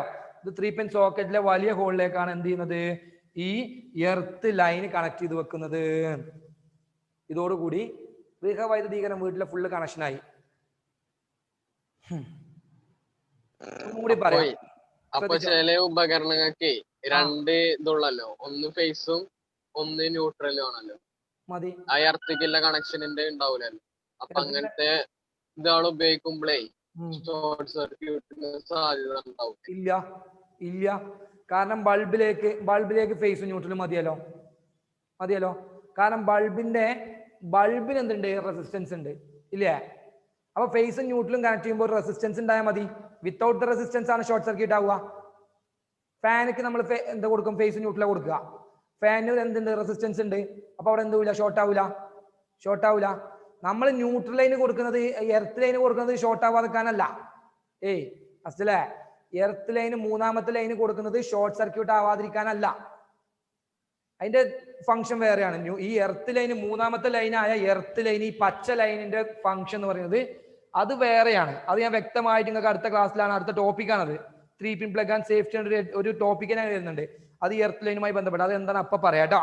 അതിന്റെ കാര്യം എർത്ത് ലൈനിന്റെ ഫംഗ്ഷൻ എന്താണ് അപ്പൊ പറയാം. ഇപ്പൊ ഈ പറഞ്ഞ കാര്യം ഒന്ന് ശ്രദ്ധിച്ച് കേട്ടോളൂ. ആദ്യം ഒന്നും കൂടി പറയുന്നു, ശ്രദ്ധിച്ച് കേൾക്കുക. ഫേസും ന്യൂട്രലും വന്നു. First device kilowatt hour meter. എന്തിനു വേണ്ടിയിട്ടാ? Energy consumption, to measure the energy consumption. നമ്മൾ ഉപയോഗിക്കുന്ന വൈദ്യുതത്തിന്റെ എനർജി അളവ് എന്താണ് മെഷർ ചെയ്യാൻ വേണ്ടിയിട്ടാണ്. Then second one main fuse ആണ്. മെയിൻ ഫ്യൂസ് എന്താ? ഷോർട്ട് സർക്യൂട്ട്, ഓവർലോഡിങ് നമ്മളെ പ്രൊട്ടക്ട് ചെയ്യാനുള്ള സംവിധാനമാണ്. മൂന്നാമത്തത് മെയിൻ സ്വിച്ച് ആണ്. സ്വിച്ച് എന്താണോ ചെയ്യുന്നത്, സാധാരണ സ്വിച്ച് എന്താണോ ചെയ്യുന്നത് അത് തന്നെയാണ് ചെയ്യുന്നത്. മെയിൻ ആയിട്ടുള്ള സ്വിച്ച് ആണ്. എല്ലാ ഡിവൈസിലേക്കുള്ള കറണ്ടിനെ എന്ത് ചെയ്യുന്നു? റെസിസ്റ്റ് ചെയ്യുന്നു. ദെൻ ELCB, വാക്ക് തന്നെ ആൻസർ ഉണ്ട്. ELCB, earth leakage circuit breaker. എർത്തിലേക്ക് ലീക്കായ സർക്യൂട്ട് ബ്രേക്ക് ആവും. ഓക്കെ, എർത്തിലേക്ക് കറണ്ട് പോയാ അപ്പൊ സർക്യൂട്ട് ബ്രേക്ക് ആവും. ദെൻ MCB, MCBന്റെ പറഞ്ഞ എന്താ? മോഡേൺ സർക്യൂട്ടില് ഫ്യൂസിന് പകരം യൂസ് ചെയ്യുന്ന സംവിധാനം, ഒരു സിസ്റ്റം ആണെന്ന് പറയുന്നത് MCB, അല്ലെങ്കിൽ ഡിവൈസ് ആണെന്ന് പറയുന്നത് MCB എന്ന് പറയുന്നത്. എത്ര MCB ഉണ്ടോ ചോദിച്ചാൽ എത്ര റൂം ഉണ്ടോ അത്രയും MCB സാധാരണ കൊടുക്കാറുണ്ട്. ചിലപ്പോൾ 2 റൂമിനൊക്കെ ഒരു MCB കൊടുക്കാറുണ്ട്. അങ്ങനെയൊക്കെ ഉണ്ട് കേട്ടോ. ചിലപ്പോൾ 2 റൂമിനൊക്കെ ഒരു MCB കൊടുക്കാറുണ്ട്. അപ്പൊ ചിലപ്പോൾ 2 റൂമത്തെ കറണ്ട് ഒപ്പം പോകും ഒരു MC ഇതാവുമ്പോ. അതൊക്കെ അതിനനുസരിച്ച് നമ്മളനുസരിച്ച് കറണ്ടിന്റെ ഈ വയറിംഗ് ചെയ്യണമാർക്കൊക്കെ വരും. ദെൻ ഓരോ റൂമിലേക്കും ഓരോ MCB നമ്മൾ സാധാരണ കൊടുക്കാറുണ്ട്. ആ MCBന്റെ കണക്ഷൻ ശരിക്കും നോക്കി വെക്കുക. ദെൻ നോക്കുക റൂമിലെ സ്വിച്ച് ബോർഡിലേക്കുള്ള കണക്ഷൻ. സ്വിച്ച്, ഒന്നാമത്തെ സ്വിച്ച് ബൾബിലേക്കുള്ള സ്വിച്ച് ഇടുമ്പോൾ കറണ്ട് കിട്ടും. കറണ്ട് പോകണുണ്ടോ? താഴത്തൂടെ കറണ്ട് പോണത്, ഫേസ് പോണത്. പിന്നെ സ്വിച്ച് കണ്ടോ, ന്യൂട്രൽ ഇവിടെ ഒന്നും കണക്ഷൻ ഇല്ല കേട്ടോ. ന്യൂട്രൽ ഇവിടെ നേരെ അങ്ങോട്ട് അടിക്കൂടെ ഇങ്ങനെ പോവാണ്. ELCB കഴിഞ്ഞാൽ പിന്നെ ന്യൂട്രലിന് യാതൊരു കണക്ഷൻ ഇല്ല, താഴത്തൂടെ പോവാ. നോക്കുക. പിന്നെ മൂന്നാമത്തെ സ്വിച്ച്. ഈ ഭാഗം ഒന്നുകൂടി ശ്രദ്ധിച്ച് പഠിക്കുക കേട്ടാ. ഇനി ഇവിടുന്ന് ചോദിക്കുന്ന ചോദ്യങ്ങള് ശ്രദ്ധിച്ചോ. എല്ലാ 3 പിന്നും കൊടുക്കും. 3 പിൻ എന്ന് പറയുന്നത് എന്താ അറിയോ? മൂന്നാമത്തെ പിന്ന് എർത്ത് പിന്നാണ്. 3 പിന്ന് മൂന്നാമത്തെ പിന്ന് എർത്ത് പിന്നാണ്. ഓക്കെ, അത് നമ്മൾ പഠിക്കാണ്ട്. 3 പിൻ പ്ലഗും ഇതും പഠിക്കാണ്ട്. നീ കേട്ടോ. ഇതില് ചോദ്യങ്ങള് നമ്മുടെ സേഫ്റ്റിക്ക് വേണ്ടി മാത്രം ഉപയോഗിക്കുന്ന സംവിധാനങ്ങൾ ഏതൊക്കെ? ഇതില് നമ്മുടെ പ്രൊട്ടക്ഷന് വേണ്ടി മാത്രം. അതൊന്നും ഇല്ലെങ്കിലൊന്നും ബൾബ് കത്താക്കൂല. നമ്മൾ സേഫ്റ്റിക്ക് വേണ്ടി മാത്രം, നമ്മുടെ പ്രൊട്ടക്ഷന് വേണ്ടി മാത്രം ഉപയോഗിക്കുന്ന സംവിധാനങ്ങൾ, സിസ്റ്റം, ഡിവൈസുകൾ ഏതൊക്കെ ഇതിൽ ഒന്ന് പറഞ്ഞാണേ. ഫ്യൂസ്. ഓക്കെ, ഒന്ന് ഫ്യൂസ്. പിന്നെ ഇല്ലല്ല, MCBന്റെ എണ്ണം കുറച്ചാലും കൂട്ടിയാലൊന്നും കറണ്ട് ബില്ലിൽ ഒരു മാറ്റം വരില്ല. നമ്മുടെ പ്രൊട്ടക്ഷന് പ്രശ്നം വരും. MCBന്റെ എണ്ണം കുറച്ചാൽ അത്രയും പ്രൊട്ടക്ഷൻ കുറയും. ഇത് പറയും. ഒന്ന് ഫ്യൂസ് പറഞ്ഞു. പിന്നെ ELCB. ഓക്കെ, രണ്ടാമത്തെ ELCB പറഞ്ഞു. 3 MCB പറഞ്ഞു. മൂന്നാമത്തെ MCB. ഓക്കെ, മൂന്നാമത്തെ MCB നമ്മുടെ പ്രൊട്ടക്ഷൻ അല്ലേ, ഫ്യൂസിന് പകരം അല്ലേ. ഇനി ഒന്നും കൂടി ഉണ്ട്. MCB ഓർ MCB RCCB രണ്ടും പറയരുത്. MCB ഓർ RCCB രണ്ടിലേതിലും ഒന്ന് ഇടാ. ഇതിലേതിലും ഒന്നേ പറയാൻ പാടുള്ളൂ. ELCB അല്ല, ഇപ്പൊ RCCB ഉപയോഗിക്കുന്നത്. അപ്പൊ RCCB പറഞ്ഞാലും മതി. പിന്നെ ഒന്നും കൂടി ഉണ്ട്, ഒരു സംവിധാനം കൂടി ഉണ്ട്. Kilo watt hour metre. Metre ഒക്കെ എന്ത് പ്രൊട്ടക്ഷൻ? മീറ്റർ ഒക്കെ നമ്മളെ ഇല്ല പ്രൊട്ടക്ഷൻ പോവാണ്, പൈസ കൊടുക്കേണ്ട അവസ്ഥയായി. അത് കേട്ടാ നല്ലത്. മെയിൻ സ്വിച്ച് ഒക്കെ നമ്മൾ ഓഫ് ആക്കിയാലേ ഓഫ് ആവുള്ളൂ. മെയിൻ സ്വിച്ച് ഒക്കെ നമ്മളാണ് ഓഫ് ആക്കിയാലേ ഓഫ് ആവുള്ളൂ. അല്ലാതെ ഓട്ടോമാറ്റിക് ഓഫ് ആവുന്നില്ല. നമ്മളെ പ്രൊട്ടക്ഷൻ ഒന്നുമില്ല. കറണ്ട് പിടിച്ച് ഇങ്ങനെ നിൽക്കേണ്ടി വരും. അത് നമ്മൾ പോയി ഓഫ് ആക്കിയാലേ ഓഫ് ആവുള്ളൂ. നമ്മളെ പ്രൊട്ടക്ഷൻ അല്ല. ന്യൂട്രൽ ലൈൻ മസ്റ്റിൽ എന്റെ മണ്ടയ്ക്ക് നിന്ന് കിട്ടും. ന്യൂട്രൽ ലൈനൊക്കെ പറഞ്ഞാൽ കേട്ടോ. പ്രൊട്ടക്ഷൻ ന്യൂട്രൽ ലൈനേ. ഇവിടെ വേണ്ടാത്തൊരു ലൈൻ ഉണ്ടല്ലോ, അതല്ലേ പറയേണ്ടത്. ന്യൂട്രലിനൊക്കെ എർത്ത് ലൈന്. എർത്തിന്റെ ആവശ്യം നമ്മൾ എന്തെങ്കിലും പറയണ്ടോ? ഞാൻ എന്തെങ്കിലും എർത്ത് ലൈൻ്റെ ഗുണം പറഞ്ഞോ? അപ്പൊ ഇതും കൂടി പഠിച്ചു വെക്കുക. ഈ എർത്ത് ലൈൻ എന്ന് പറയുന്നതും നമ്മുടെ പ്രൊട്ടക്ഷന് വേണ്ടിയിട്ടാണ്. അതില്ലെങ്കിലൊന്നും ഒരു തകരാറും നമ്മളെ വീട്ടിൽ കറണ്ട് കിട്ടാതിരിക്കൊന്നുമില്ല. നമ്മളെ സേഫ്റ്റി കുറച്ച് കുറയും. അപ്പൊ 4 സംവിധാനങ്ങൾ ഉണ്ടെന്ന് മനസ്സിലാക്കിയേക്കാം. ഒന്നും കൂടി പറഞ്ഞു, ശ്രദ്ധിച്ച് കേട്ടോളൂ എല്ലാവരും. Fuse, ELCB, MCB, earth line. 4 system, 4 device ആണ് നമ്മുടെ പ്രൊട്ടക്ഷന് വേണ്ടി മാത്രം. അതൊന്നും ഇല്ലെങ്കിലും ഈ ബൾബ് കത്തും. നേരെ വരണ്ട് ഇങ്ങനെ കൊടുത്തിട്ട് ബൾബ് കൊടുത്താലും ബൾബ് കത്തും. അതിൻ്റെ ഒന്നും ആവശ്യമില്ല. സ്വിച്ചും കൂടി വേണ്ട. വേണോ? നേരെ വന്നിട്ട് മീറ്ററിനൊന്നും ഇങ്ങനെ വന്നിട്ട് സ്വിച്ച് ബൾബ് കൊടുത്താൽ ബൾബ് കത്തും. ഒരു പ്രശ്നമല്ല. അപ്പോ ഇതിനൊക്കെ ഓരോ സിസ്റ്റം, ഓരോ സംവിധാനങ്ങളൊക്കെ ഗവൺമെന്റ് ഇതിനൊക്കെ കറക്റ്റ് അതിന്റെ റൂളും കാര്യങ്ങളൊക്കെ ഉണ്ട്. അതൊക്കെ വെച്ചിട്ടാണ് ഇത് സംഭവം ഉണ്ടാക്കുക. റെഡിയാണല്ലോ? ഇനി അടുത്ത ചോദ്യം. ഫേസ് ലൈനിൽ മാത്രം കണക്ട് ചെയ്യുന്ന ഡിവൈസസ് ഏതൊക്കെയാ? ഫേസ് ലൈനിൽ മാത്രം. Fuse. Fuse. Okay, fuse phase line മാത്രമാണ്. ഓക്കെ, സമ്മതിച്ചു. ദെൻ ചിത്രം നോക്കി പറയും. നിങ്ങൾ കുറച്ച് അന്ന് കൂടി കാണാൻ ഇങ്ങനെ മാനത്ത് നോക്കി എന്നിട്ട് കാര്യമില്ല. ടെക്സ്റ്റ് ഒക്കെ നോക്കിയാൽ കിട്ടും ഉത്തരം.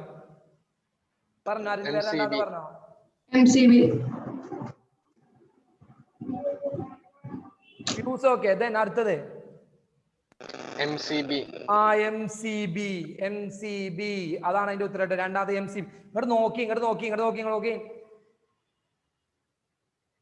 ഫേസ് ലൈന് മാത്രല്ലേ കണക്ഷൻ MCBക്ക്. നോക്ക്, ന്യൂട്രലിന് താഴത്തൂടെ ഇങ്ങനെ പോണതാ. എന്തേലും കണക്ഷൻ ഉണ്ടോ MCB ആയിട്ട്? ഉണ്ടോ? ഇല്ല. അപ്പൊ MCB ആണ് ഫേസ് ലൈൻ കാണിച്ചത്. ഇനി ഒന്നും കൂടി ഉണ്ട്. ചിത്രം നോക്കി പറ.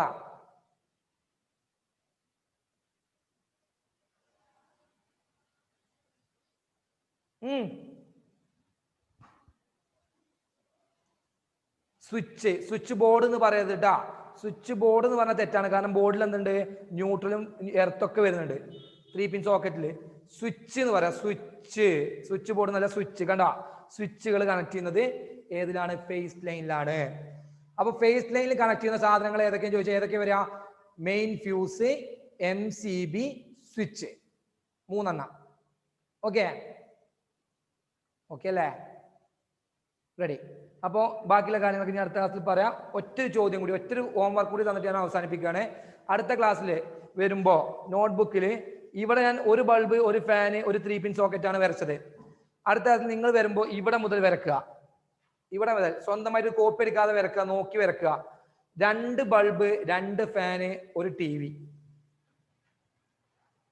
2 ബൾബ്, 2 ഫാന്, ഒരു TV. അതിന്റെ സർക്യൂട്ട് വരച്ച് അടുത്ത ക്ലാസ്സിൽ വരിക കേട്ടോ. കാണാം. റൂമിന് എത്ര എണ്ണുണ്ട്? ഒരു റൂം. നിങ്ങൾ ഇതൊന്നും ഇവിടെ ഒന്നും വേണ്ട. ഈ വരച്ച തന്നെയാണ്. നിങ്ങൾ നോക്കാതെ എന്ത് ചെയ്യണം? ടെക്സ്റ്റ് ബുക്ക് നോക്കാതെ, കോപ്പി അടിക്കാതെ ഒന്ന് വരച്ചു വെക്കുക. ഭയങ്കര കോമഡി കാരം. നിങ്ങൾ കറണ്ടിന്റെ കണക്ഷൻ കൊടുക്കുകയാണതേ, വയറിങ് ചെയ്യാണ്. വയറിങ് നിങ്ങൾ അടുക്കളയിൽ കറണ്ട് കൊടുത്താൽ കാണാൻ മറ്റേ ഹാളിൽ ഇങ്ങനെ കത്തും. അങ്ങനത്തെ കണക്ഷനെ കറങ്ങി കാണാം. ഞാൻ പറഞ്ഞിട്ടുണ്ട് ഓരോരുത്തരെ കണക്ഷനെ. ബൾബ് കാണാൻ ഒരു ബൾബിന് കൊടുത്താൽ ഒരു വയറും ഇങ്ങനെ ബൾബ് എത്തുന്നത്. ഫേസ് മാത്രമേ കൊടുത്തിട്ടുള്ളൂ. ഫേസും ഇങ്ങനെ ബൾബ് ഇങ്ങനെ കത്തണാണ്. മിനിമം 2 വയർ വേണം ചെയ്യാൻ. നിങ്ങൾ തെറ്റാല സാധ്യതകൾ നോക്കിക്കോളൂ. തെറ്റാല സാധ്യതകൾ നോക്കിക്കോളൂ. ഇവിടെ നിങ്ങൾ നേരിട്ട് ഒരു ബൾബിലേക്ക് ഒരു കണക്ഷൻ മാത്രമേ കൊടുക്കുള്ളൂ. ബൾബ് തെറ്റാണ്. എന്ത് വേണം? ഫേസ് മാത്രം പോരാ, ന്യൂട്രൽ വേണം. ഓക്കെ, ന്യൂട്രൽ കൊടുക്കുമ്പോൾ നിങ്ങൾ കൊടുക്കുന്നത് ഇങ്ങനെ കൊടുക്കും. ഇത് ശരിയാണോ തെറ്റാണോ? ഈ വര ന്യൂട്രൽ ഇങ്ങനെ കൊടുക്കും. ശരിയാണോ തെറ്റാണോ? തെറ്റാണ്. കാരണം എന്താ? ഫേസും ന്യൂട്രലും നേരിട്ട് കണക്ഷൻ വന്നു. ഷോർട്ട് സർക്യൂട്ട് അല്ലേ? അപ്പൊ ഇങ്ങനത്തെ കുറെ രസകരമായിട്ടുള്ള പൊട്ടത്തരങ്ങൾ ചെയ്യുങ്ങള്. അപ്പൊ ആ സർക്യൂട്ട് നിങ്ങൾ സ്വന്തമായിട്ട് വരച്ചിട്ട് അടുത്ത ക്ലാസ്സിൽ വരിക. എത്രത്തോളം വെറൈറ്റി സർക്യൂട്ടുകൾ നമുക്ക് ഉണ്ടാക്കാൻ പറ്റും നമുക്ക് നോക്കാലോ. ഈ ന്യൂട്രൽ ലൈൻ ഇല്ലേ, അത് ഈ പ്ലംബിങ്ങിനെ ടീ പൈപ്പ് ഒക്കെ ജോയിൻ ചെയ്യണമാതിരി ചെയ്യാനൊക്കെ പറ്റൂലേ? അവിടെ എവിടേക്കും ചെയ്യാൻ പറ്റും. ന്യൂട്രൽ ലൈൻ നമുക്ക് എന്ത് ചെയ്യാൻ പറ്റും? കണക്ഷൻ അങ്ങനെ പ്രത്യേകിച്ച് കൊടുക്കാത്തതുകൊണ്ട്, കറണ്ട് ഒന്നും ഇല്ലാത്തതുകൊണ്ടൊക്കെ നമുക്ക് അത് ചെയ്യാൻ പറ്റും. ഏത് ഭാഗത്തും ഇപ്പൊ നമ്മളല്ല ഇവിടെ തന്നെ എടുത്ത് കൊടുക്കാൻ ന്യൂട്രൽ ലൈന് ഇവിടെ തന്നെ എടുക്കാൻ ഒരു നിർബന്ധമില്ല. ആ ഭാഗത്തും ഈ ഭാഗത്തുനിന്നൊക്കെ നമുക്ക് എന്ത് ചെയ്യാൻ പറ്റും? വയറിങ് ചെയ്യുമ്പോൾ ന്യൂട്രൽ ലൈൻ നമ്മൾ എടുക്കാറുണ്ട്. ന്യൂട്രൽ ജസ്റ്റ് ആ പൊട്ടൻഷ്യൽ ഡിഫറൻസ് ക്രിയേറ്റ് ചെയ്യാന്ന് മാത്രമാണ്. അത് നമുക്ക് എടുക്കാം. അത് നിങ്ങൾക്ക് ഇഷ്ടംപോലെ ചെയ്യാം. അത് ഞാൻ പറഞ്ഞവർക്ക് തന്നെ വരക്കാന്നില്ല. നിങ്ങൾക്ക് എവിടുന്ന് എടുക്കാം. പക്ഷെ എന്താ, ചിത്രം നോക്കിയാൽ പെട്ടെന്ന് മനസ്സിലാണ്. ഒരു ബൾബിന് 2 വയറേ ചെല്ലാൻ പാടുള്ളൂ. അത് ഒരു ഫേസ് ആയിരിക്കണം, ഒരു ന്യൂട്രൽ ആയിരിക്കണം. 2 ഫേസ് ചെയ്താൽ പോകാൻ പറ്റില്ല. അപ്പൊ അതിനനുസരിച്ച് ചെയ്യാം. ഓക്കെ അല്ലേ? അപ്പൊ അതനുസരിച്ച് എന്ത് ചെയ്യാം? അടുത്ത ക്ലാസ്സിൽ വരുമ്പോൾ നോട്ട്ബുക്ക് എനിക്ക് കാണണം കേട്ടോ. എല്ലാവരും സർക്യൂട്ട് വരച്ചത് ഇപ്പൊ തന്നെ ഇരുന്ന് വരച്ചു, അല്ലെങ്കിൽ പിന്നെ കിട്ടൂല. ആ വയറിന്റെ ഈ അടിയിൽ കൊടുക്കണമൊക്കെ നിങ്ങൾക്ക് കൺഫ്യൂഷൻ ആയിട്ട് വരും. ഓക്കെ, അപ്പോൾ ഇന്ന് തൽക്കാലം ക്ലാസ് നമ്മൾ ഈ സെക്ഷൻ അവസാനിപ്പിക്കുകയാണ്. എക്സാമുമായി ബന്ധപ്പെട്ട കുറച്ച് കാര്യങ്ങൾ പറഞ്ഞിട്ട് നമുക്ക് അവസാനിപ്പിക്കാം. ഓക്കെ അല്ലേ? ഇന്ന് പറഞ്ഞ കാര്യങ്ങൾ ഓക്കെ അല്ലേ? അപ്പൊ ഹൗസ് ഹോൾഡ് സർട്ടിഫിക്കേഷൻ വീട്ടിലെ കറണ്ടും കൊടുത്തുട്ടാ. ഇനി എന്താ ചെയ്യണം? അടുത്ത ടോപ്പിക് എന്താ അറിയോ? കറണ്ട് ബില്ല് കണ്ടുപിടിക്കുക. ഇപ്പൊ വീട്ടിക്ക് മൊത്തം ബൾബ് കറണ്ട് കൊടുത്തില്ലേ? വീട്ടിക്ക് ബൾബ് വരെ കത്തി നിൽക്കുകയാണ്. ഇനി ആ ബൾബ് ഉപയോഗിക്കുന്ന, ഫാൻ ഉപയോഗിക്കുന്ന കറണ്ട് എത്രയാണ് നമ്മൾ കണ്ടുപിടിക്കും. അതാ ഇയാളെ പണിയേ. മീറ്റർ എന്താ ചെയ്യുന്ന പണിയില്ലേ, ആ വർക്കിന് ശേഷം മീറ്ററിൽ എത്ര റീഡിങ് വരുന്ന കാര്യങ്ങളൊക്കെ നമ്മൾ കറണ്ട് ബില്ല്, നമ്മുടെ വീട്ടിലത്തെ കറണ്ട് ബില്ല് നമുക്ക് തന്നെ എന്ത് ചെയ്യാൻ പറ്റും, കണ്ടുപിടിക്കാൻ പറ്റും. അതാണ് നമ്മൾ അടുത്ത ക്ലാസ്സിലെ ടോപ്പിക്ക് ഓർമ്മിപ്പിക്കാനാട്ടാ. ഹൗസ് ഹോൾഡ് ഇലക്ട്രിഫിക്കേഷൻ കഴിഞ്ഞു. ടെക്സ്റ്റ് ബുക്കിൽ ഫിഗർ ഉണ്ടായതുകൊണ്ട് നമുക്ക് ഫിഗർ കാണുമ്പോൾ തന്നെ എല്ലാ കാര്യങ്ങളും ഓർമ്മ വരണം. ക്ലിയർ അല്ലേ? അപ്പൊ അത് അവസാനിച്ചു. ഇനി നമ്മള് രണ്ടാം ചാപ്റ്റർ എക്സാമിന് ഉണ്ട് അല്ലേ? സെക്കൻഡ് ചാപ്റ്റർ കഴിഞ്ഞ എക്സാമിന് ചോദിച്ചല്ലേ, പിന്നെ അതെന്നെ ചോദിക്കുക എങ്ങനെയൊക്കെ വരാനാവും അല്ലേ? എന്തായാലും 2 കോളം വരയ്ക്കും. 2 കോളം നോട്ട്ബുക്കിൽ ചെറിയ രണ്ട് പകുതിയായിട്ട് 2 കോളം വരക്കുക. ഈ എക്സാമിന് വന്നിട്ടില്ലെങ്കിൽ പബ്ലിക് എക്സാമിന് ഉറപ്പിച്ചൊരു ഒരു മാർക്കാണ് കേട്ടാ. ഡിവൈസ് ഒന്നാമത്തെ കോളത്തിന്റെ ഹെഡിങ് ഡിവൈസ്, അത് ഞാൻ പറഞ്ഞിട്ടില്ലല്ലോ. ഡിവൈസ് വർക്കിംഗ് പ്രിൻസിപ്പിൾ, രണ്ടാമത്തെ കോളത്തിന്റെ ഹെഡിങ് വർക്കിംഗ് പ്രിൻസിപ്പിൾ, ഒന്നാമത്തെ കോളത്തിന്റെ ഹെഡിങ് ഡിവൈസ്.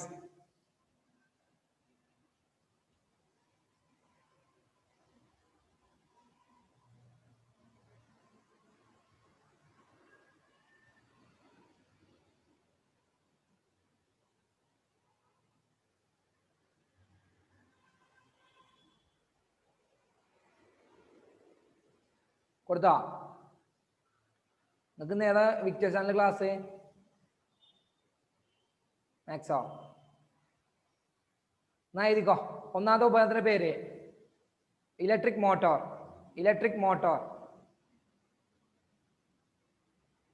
മോട്ടോർ. അപ്പുറത്തേതാ working principle? Motor principle. Motor principle. എളുപ്പം എഴുതി കൂടി മോട്ടോർ പ്രിൻസിപ്പിൾ. ഒരു ചോദ്യം ഉറപ്പിച്ചോണ്ടിട്ടോ, ഏതെങ്കിലും ഒരു പ്രിൻസിപ്പിളോ ഏതൊരു ഡിവൈസോ ചോദിക്കും, പബ്ലിക് എക്സാമിന് ചോദിക്കുന്ന ഉറപ്പാണ്. ഇത്രയും കാലമായിട്ട് ചോദിച്ചു. നിങ്ങളെ ഭാഗ്യക്കരണ അത്ര എനിക്ക് അറിയില്ല, എന്തായാലും ചോദിക്കാനുണ്ട്. 1 മാർക്ക് ഉറപ്പിച്ചോണ്ടോ. അടുത്തത് moving coil loud speaker. 2 moving coil loud speaker.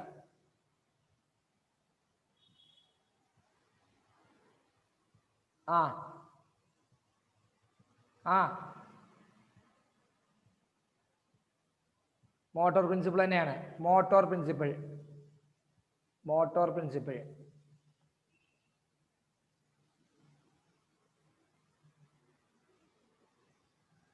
മൂന്നാമത്തത് അടുത്ത device AC and DC generator. രണ്ടും കൂടി ഒരുമിച്ച് എഴുതിക്കും.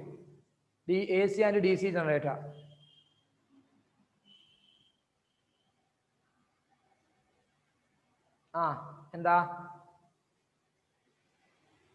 എന്താണ്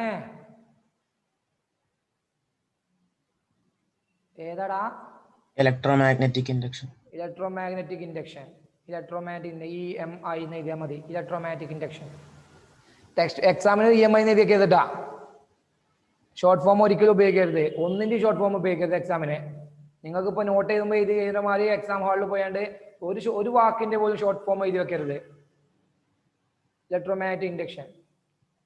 EMF ഒക്കെ EMF എന്ന് എഴുതിയാൽ മതി. ഇലക്ട്രോമോട്ടീവ് ഫോഴ്സ് എന്ന് എഴുതക്കണ്ട. ടെക്സ്റ്റ് ബുക്കിൽ അങ്ങനെ തന്നെ പറഞ്ഞത്. അപ്പൊ അത് അങ്ങനെ ഉപയോഗിച്ചാൽ മതി. പിന്നെ മൂവിംഗ് കോയിൽ മൈക്രോഫോൺ. പെട്ടെന്ന് എഴുതിക്കോളൂ, നിങ്ങൾക്ക് അറിയുന്ന സാധനമല്ല, പിന്നെ എന്തിനാ ആലോചിച്ചിരിക്കണേ. Moving coil microphone.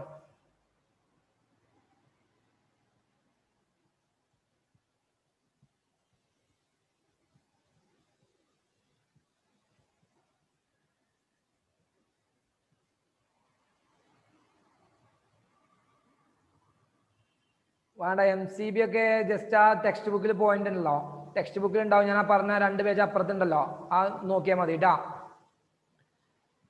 ആ പേജിലുണ്ട് അതിന്റെ പോയിന്റ്. ദെൻ അടുത്തത് മൂവിംഗ് കോയിൽ മൈക്രോഫോൺ പറഞ്ഞു.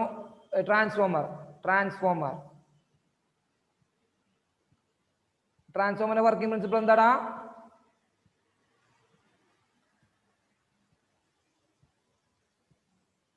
ട്രാൻസ്ഫോമറിന്റെ വർക്കിംഗ് പ്രിൻസിപ്പിൾ എന്താ? ആലോചിച്ചിരിക്കണോ പോരുന്നേ.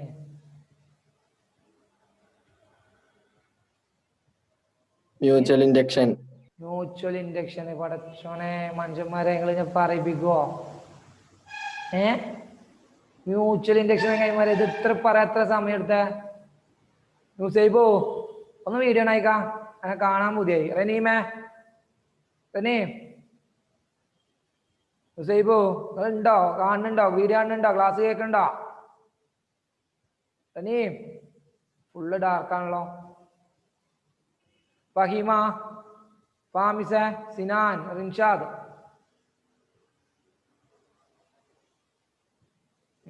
അടുത്തത് എന്താ? ഇൻഡക്ടർ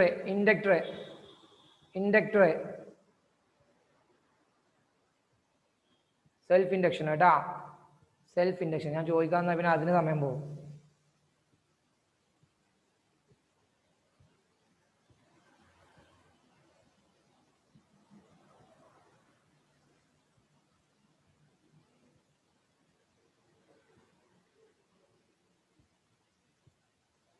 ഇതില്ലേ ഇനി നോക്കിക്കോ, ഇതിൽ ഏതൊന്ന് ചോദിക്കാൻ സാധ്യത വളരെ വളരെ വളരെ കൂടുതലാണ്. ഓക്കെ, ഈ പറയപ്പെട്ട ഡിവൈസുകളിൽ സ്ഥിരമായിട്ട് ചോദിക്കുന്ന ചോദ്യം അതിന്റെ വർക്കിംഗ് പ്രിൻസിപ്പിള് ഏത്. ഇനി ശ്രദ്ധിക്കേണ്ട കാര്യം എന്താ വെച്ചറിയോ, ജനറേറ്ററും മോട്ടറും തമ്മിലുള്ള ഡിഫറൻസ് എങ്ങനെയാണ് മോട്ടോറും ജനറേറ്ററും തിരിച്ചറിയുക, ഐഡന്റിഫൈ ചെയ്യാം. DC ജനറേറ്ററും DC മോട്ടോറും എങ്ങനെ ഐഡന്റിഫൈ ചെയ്യാം? ചിത്രം എടുക്കുക, DC മോട്ടോറിന്റെ ചിത്രം എടുക്കുക, ടെക്സ്റ്റില് എളുപ്പം എടുക്കുക, പെട്ടെന്ന് എടുക്കുക.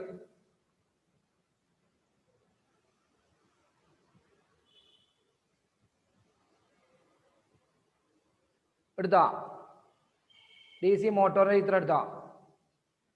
അതില് അടിയിലൊരു ബാറ്ററി കണ്ടെങ്കിൽ ബാറ്ററി കണ്ടോ?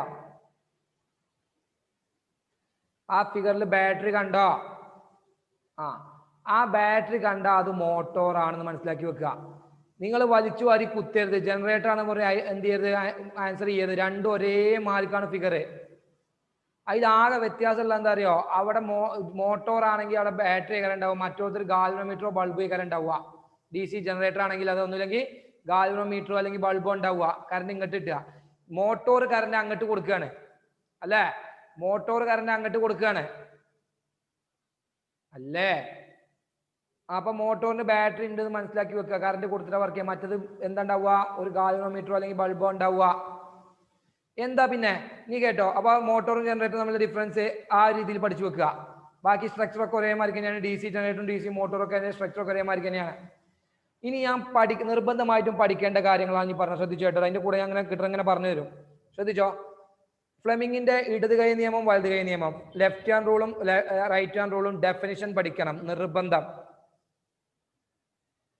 ഓക്കെ, അതെങ്ങനെയാണ് കിട്ടുന്നത് ഞാൻ വ്യക്തമായിട്ട് ക്ലാസ്സിൽ ഒരു അരമണിക്കൂർ എടുത്തിട്ട് ഞാൻ പറഞ്ഞിട്ടുണ്ട്. ഓരോരുത്തർക്കും ഞാൻ പറഞ്ഞിട്ടുണ്ട് എങ്ങനെയാണ് അതിന്റെ മറ്റേ കറണ്ടിന്റെ ഡയറക്ഷനും അതിന്റെ തമ്പിന്റെ ഡയറക്ഷനും എങ്ങനെയാണ് എടുക്കേണ്ടത് ഞാൻ പറഞ്ഞിട്ടുണ്ട്. പിടിക്കേണ്ട രീതി എങ്ങനെയാ പറഞ്ഞിട്ടുണ്ട്. 2 പിടുത്തേ ഉള്ളൂ നമ്മൾ പറഞ്ഞു. ഒന്നിൽ ഇങ്ങനെയും പിടിക്കുക. അത് ഒന്ന് തന്നെ പഠിച്ചാൽ മതി, നേരെ ഓപ്പോസിറ്റ് എഴുതിയാൽ മതി എന്നൊക്കെ പറഞ്ഞോ. അപ്പൊ അതായത് 1 മാർക്ക് വെച്ചപ്പോ അങ്ങനെ ചോദിക്കാൻ സാധ്യത ഉണ്ട്, കുറച്ചുകൂടി ടൈറ്റ് ആക്കി ക്വസ്റ്റ്യൻ വരികയാണെങ്കിൽ. ഓക്കെ, പക്ഷെ എന്ത് പഠിക്കണം? റൂള് പഠിക്കണം. ഓരോന്നും എന്തിനെ സൂചിപ്പിക്കാന്നുള്ളത് എന്ത് ചെയ്യണം? നിർബന്ധമായിട്ടും ഫ്ലെമിങ്ങിന്റെ റൈറ്റും ലെഫ്റ്റും പഠിക്കണം.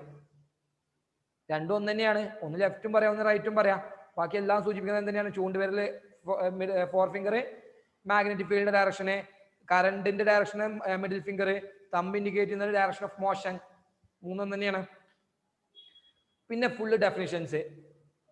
മോട്ടോർ പ്രിൻസിപ്പിൾ പഠിക്കണം. മോട്ടോർ പ്രിൻസിപ്പിളിന്റെ ഡെഫിനിഷൻ പഠിക്കണം. ഇലക്ട്രോ മാഗ്നറ്റിക് ഇൻഡക്ഷന്റെ ഡെഫിനിഷൻ പഠിക്കണം. മ്യൂച്വൽ ഇൻഡക്ഷനും സെൽഫ് ഇൻഡക്ഷനും ഡെഫിനിഷൻ പഠിക്കണം. നിർബന്ധമാണ്. 2 മാർക്ക് വരെ കിട്ടും. ഓക്കെ, പിന്നെ പഠിക്കേണ്ടത് എന്താ വെച്ചാൽ എന്താ, ഫിഗറുകൾ, എല്ലാ ഫിഗറും ടെക്സ്റ്റ് 2ാം ചാപ്റ്ററിൽ കുറേ ഫിഗറുകൾ ഉണ്ട്. കുറേ ഫിഗർ പറഞ്ഞാൽ ഒരു 5-6 ഫിഗർ ഉണ്ട്. അത് നിങ്ങൾക്ക് അറിയാതെ എല്ലാ ഫിഗറും ഒന്ന് ജസ്റ്റ് ഒന്ന് നോട്ട് ചെയ്ത് പോവാം. ആ ഫിഗറുകളൊന്ന് നോട്ട് ചെയ്യാം. എന്തൊക്കെയാണ് വരുന്നത്, ആ ഭാഗങ്ങളൊക്കെ ഒന്ന് നോട്ട് ചെയ്ത് വെക്കുക. റെഡി? പിന്നെ അതിൽ ഡിഫറൻസ്, AC ജനറേറ്ററും DC ജനറേറ്ററും തമ്മിലുള്ള പ്രധാനപ്പെട്ട ഡിഫറൻസ് എന്താ? അതുൽ എസ്, AC ജനറേറ്ററും DC ജനറേറ്ററും തമ്മിലുള്ള സ്ട്രക്ചറലിലുള്ള ഡിഫറൻസ് എന്താ? അതുലേ പോയോ?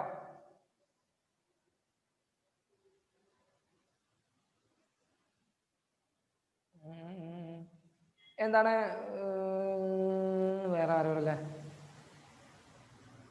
ഫഹിമോ എവിടെ പറ, എന്താ ഡിഫറൻസ് പറയാ? ഏതൊക്കെ തമ്മിലുള്ള ഡിഫറൻസ് പറയാം? AC ജനറേറ്ററും DC ജനറേറ്ററും തമ്മിലുള്ള ഡിഫറൻസ് എന്താ? സ്ട്രക്ചറലി കാണുമ്പോ എന്തൊക്കെ വ്യത്യാസം?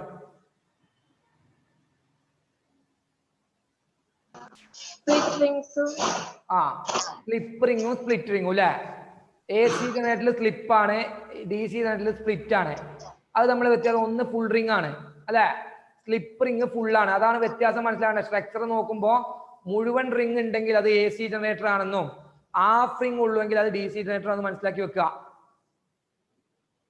ഓക്കെ ഓക്കെ ആണോ? അതാണ് അതിന്റെ വ്യത്യാസം ഉള്ളത്. ബാക്കിയിൽ പ്രധാനപ്പെട്ട സ്ട്രക്ചറിൽ കണ്ടാൽ നമുക്ക് വ്യത്യാസം മനസ്സിലാവൂല, വേറെ ഒന്നുമില്ല. അതിന്റെ പിന്നെ ഫിസിക്കലി അതിന്റെ സ്ട്രക്ചറൽ വ്യത്യാസങ്ങൾ അത് മാത്രമേ ഉള്ളൂ, ബാക്കിയൊക്കെ സെയിമാ. ആർമേച്ചർ ഉണ്ട്, ഫീൽഡ് മാഗ്നറ്റ് ഉണ്ട്, ബ്രഷ് ഒക്കെ രണ്ടിലുണ്ട്. ആകെയുള്ള AC ജനറേറ്ററും DC ജനറേറ്ററും തമ്മിൽ വ്യത്യാസം നമ്മൾ മനസ്സിലാക്കേണ്ടത് ആ റിംഗ് നോക്കിയിട്ടാണ്. അവിടെ എഴുതിയൊന്നും വെക്കൂല, ടെക്സ്റ്റ് ബുക്ക് ക്വസ്റ്റ്യൻ പേപ്പറിൽ സ്ലിപ്പ് റിംഗ് സ്പ്ലിറ്റ് റിംഗ് എഴുതിയൊന്നും വെക്കൂല, ആ ചിത്രം മാത്രമേ കൊടുക്കുള്ളൂ. എന്നിട്ട് ഏതാ ഡിവൈസ് എന്ന് ചോദിക്കും.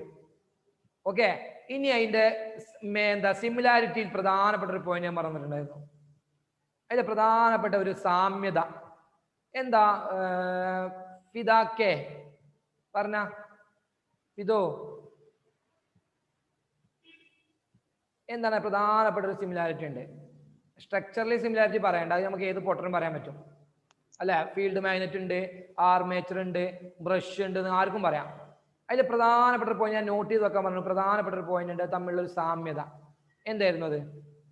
ആർമേച്ചറില് രണ്ടിലും എന്താ AC ആക്കാരം ഫസ്റ്റ്, പിന്നെ മറ്റേക്ക് സ്ലിപ്പ് റിംഗ് ഒക്കെ എത്തുമ്പോഴാക്കാരം DC ആവണേ.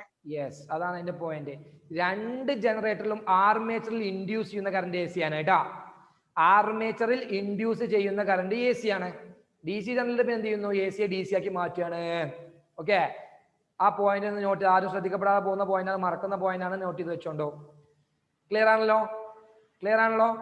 അപ്പൊ AC ജനറേറ്ററും DC ജനറേറ്ററും സിമ്പിൾ ചോദ്യമായിരിക്കും ചോദിക്കാന്നാണ് എൻ്റെ വിശ്വാസം. കാരണം ടെക്സ്റ്റ് ബുക്ക് ചിത്രം കൊടുത്തിട്ട് ABC അടയാളപ്പെടുത്തുക, അങ്ങനെയൊക്കെ ചോദിക്കാറ് സാധാരണ പതിവ് ചോദിക്കാറുള്ളത്. ഭാഗങ്ങൾ അടയാളപ്പെടുത്തുക, അതൊക്കെ ആർക്കും വേണമെങ്കിൽ ആൻസർ ചെയ്യാൻ പറ്റും.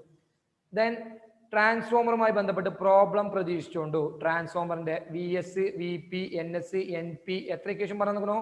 അശ്വതിയെ നമ്മൾ എത്ര ഇക്വേഷൻ പഠിച്ചിരിക്കണു? അശ്വതി എത്ര ഇക്വേഷൻ നമ്മൾ പഠിച്ച ടോട്ടല് ഈ ജനറേറ്ററുമായി ട്രാൻസ്ഫോമറുമായി ബന്ധപ്പെട്ട്? അശ്വതി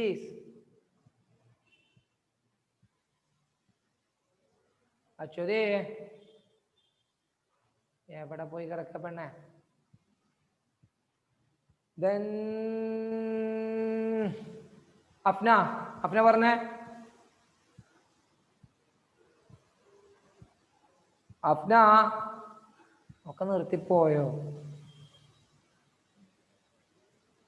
നുസൈബ പറഞ്ഞ. നുസൈബ 3 ഇക്വേഷൻ മറിച്ചു നോക്കിയേക്കാരല്ലേ? പെട്ടെന്ന് ഇങ്ങനെ മറിച്ച് വേഗം മറിച്ച് തന്നെ കാരം പരിപാടി.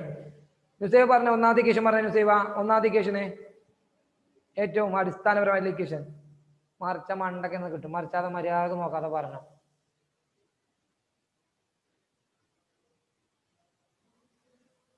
പെട്ടെന്ന് പറ. VPNS. അങ്ങനെ 3 ഇക്വേഷൻ പറഞ്ഞിട്ടുണ്ട്. എങ്ങനെ ചെയ്യേണ്ടത്, പ്രോബ്ലം ചെയ്യേണ്ടത് ഞാൻ പറഞ്ഞു. അതിന്റെ രീതിയും കാര്യങ്ങളൊക്കെ തെറ്റാതെ ചെയ്യാനുള്ള ട്രിക്കൊക്കെ പറഞ്ഞിട്ടുണ്ട്. അതൊക്കെ നോക്കി പ്രോബ്ലം തെറ്റിക്കരുത്. അതിന്റെ ഷോർട്ട് കട്ട് മെത്തേഡും പറഞ്ഞിട്ടുണ്ട്. അപ്പോൾ ഉത്തരം ശരിയാണോ തെറ്റാണോ എന്ന് വരെ നിങ്ങൾക്ക് കൺഫേം ചെയ്യാൻ പറ്റും. മനസ്സിലായോ? ഇനി ഉത്തരം നിങ്ങൾക്ക് ചെയ്ത് കിട്ടില്ലെങ്കിൽ ആ ഉത്തരെങ്കിലും നമ്മളെ ഷോർട്ട് കട്ട് മെത്തേഡ് വെച്ചുള്ള ഉത്തരങ്ങൾ എഴുതി വെക്കുക. 1 മാർക്ക് കിട്ടും. 2 മാർക്കിന് എഴുതി 1 മാർക്ക് കിട്ടും. മനസ്സിലായോ? ചെയ്തിട്ട് കിട്ടണില്ലെങ്കിലേ അവിടെ എന്തെങ്കിലുമൊക്കെ എഴുതി വെച്ചാൽ അവസാനം ഉത്തരം ഈ സാധനം എഴുതി വെക്കുക. അപ്പൊ ഗുണിച്ചോട്ടും കഴിച്ചോട്ടൊക്കെ തെറ്റുണ്ടാവും, അതൊക്കെ ശ്രദ്ധിച്ച് നോക്കി ചെയ്യാം. പ്രോബ്ലം പാർട്ടിന് മാർക്ക് കളയരുതേ. അതിൽ ശ്രദ്ധിക്കേണ്ട കാര്യം എന്ന് വെച്ചാൽ പവർ ഇല്ലേ, പവറിന്റെ നമ്മുടെ മൂന്നാമത്തെ ഇക്വേഷൻ ഇവിടെ ട്രാൻസ്ഫോമറിലും വരുന്നുണ്ട്. ഞാൻ അന്ന് പറഞ്ഞിരുന്നു. P = V × I എന്ന ഇക്വേഷൻ ഇവിടെ യൂസ് ചെയ്യേണ്ടി വരും. ട്രാൻസ്ഫോമറിൽ യൂസ് ചെയ്യാൻ ചോദിക്കാറുണ്ട്. ഓർമ്മയുണ്ട് ഞാൻ പറഞ്ഞേ? പവറിന്റെ മൂന്നാമത്തെ ഇക്വേഷൻ P = V × I ഇല്ലേ, അത് ട്രാൻസ്ഫോമറിൽ ചോദിക്കാറുണ്ട്. എങ്ങനെ ചോദിക്കുക? ട്രാൻസ്ഫോമറിന് സെക്കൻഡറിയിലെ വോൾട്ടേജും തരും, സെക്കൻഡറിയിലെ കറന്റും തരും. എന്നിട്ട് ചോദിക്കും സെക്കൻഡറിയിലെ പവർ എത്രയാണെന്ന് ചോദിക്കുമ്പോൾ അന്തം മുട്ട് ഇങ്ങനെ നിൽക്കരുത്. ഇവിടുത്തെ നമ്മൾ പവർ പഠിച്ചിട്ടില്ലല്ലോ എന്ന് പറഞ്ഞിരിക്കരുത്. ഇവിടുത്തെ പവറിന്റെ ഇക്വേഷൻ തന്നെയാണ് P = VS × IS ആണ് വരിക. ഓക്കെ, ആ ഇക്വേഷൻ തന്നെയാണ് ഉപയോഗിക്കേണ്ടത്. പവറിന് പ്രത്യേകിച്ച് ഇക്വേഷൻ ട്രാൻസ്ഫോമറിലൊന്നും ഇല്ല. ഇനി ഒറ്റ ചോദ്യം ഒരാളുടെ പേര് ചോദിക്കുന്നേ. ആമിർ ഷിയാബ്. ആമിർ കേൾക്കുന്നുണ്ടോ? ആമിർ പറയ് റിപ്ലൈ തരൂ. ആമിറേ പോയവനെ. അസ താങ്കൾ കേൾക്കുന്നുണ്ടോ ഞാൻ പറയുന്നത്? ഉണ്ട്. Primary power divider by secondary power equal to dash. Primary power divider by secondary power equal to dash. പറയ്, മൈക്ക് ഓൺ ആക്കി പറഞ്ഞോ, തെറ്റിക്കോട്ടെ, കുഴപ്പമില്ല. ഡയറക്റ്റ് ചോദ്യമാണിത്. ഡയറക്റ്റ് ചോദ്യം എങ്ങനെ ചോദിക്കാം? പ്രൈമറി പവർ ഹരിക്കണം divider by secondary power equal to dash.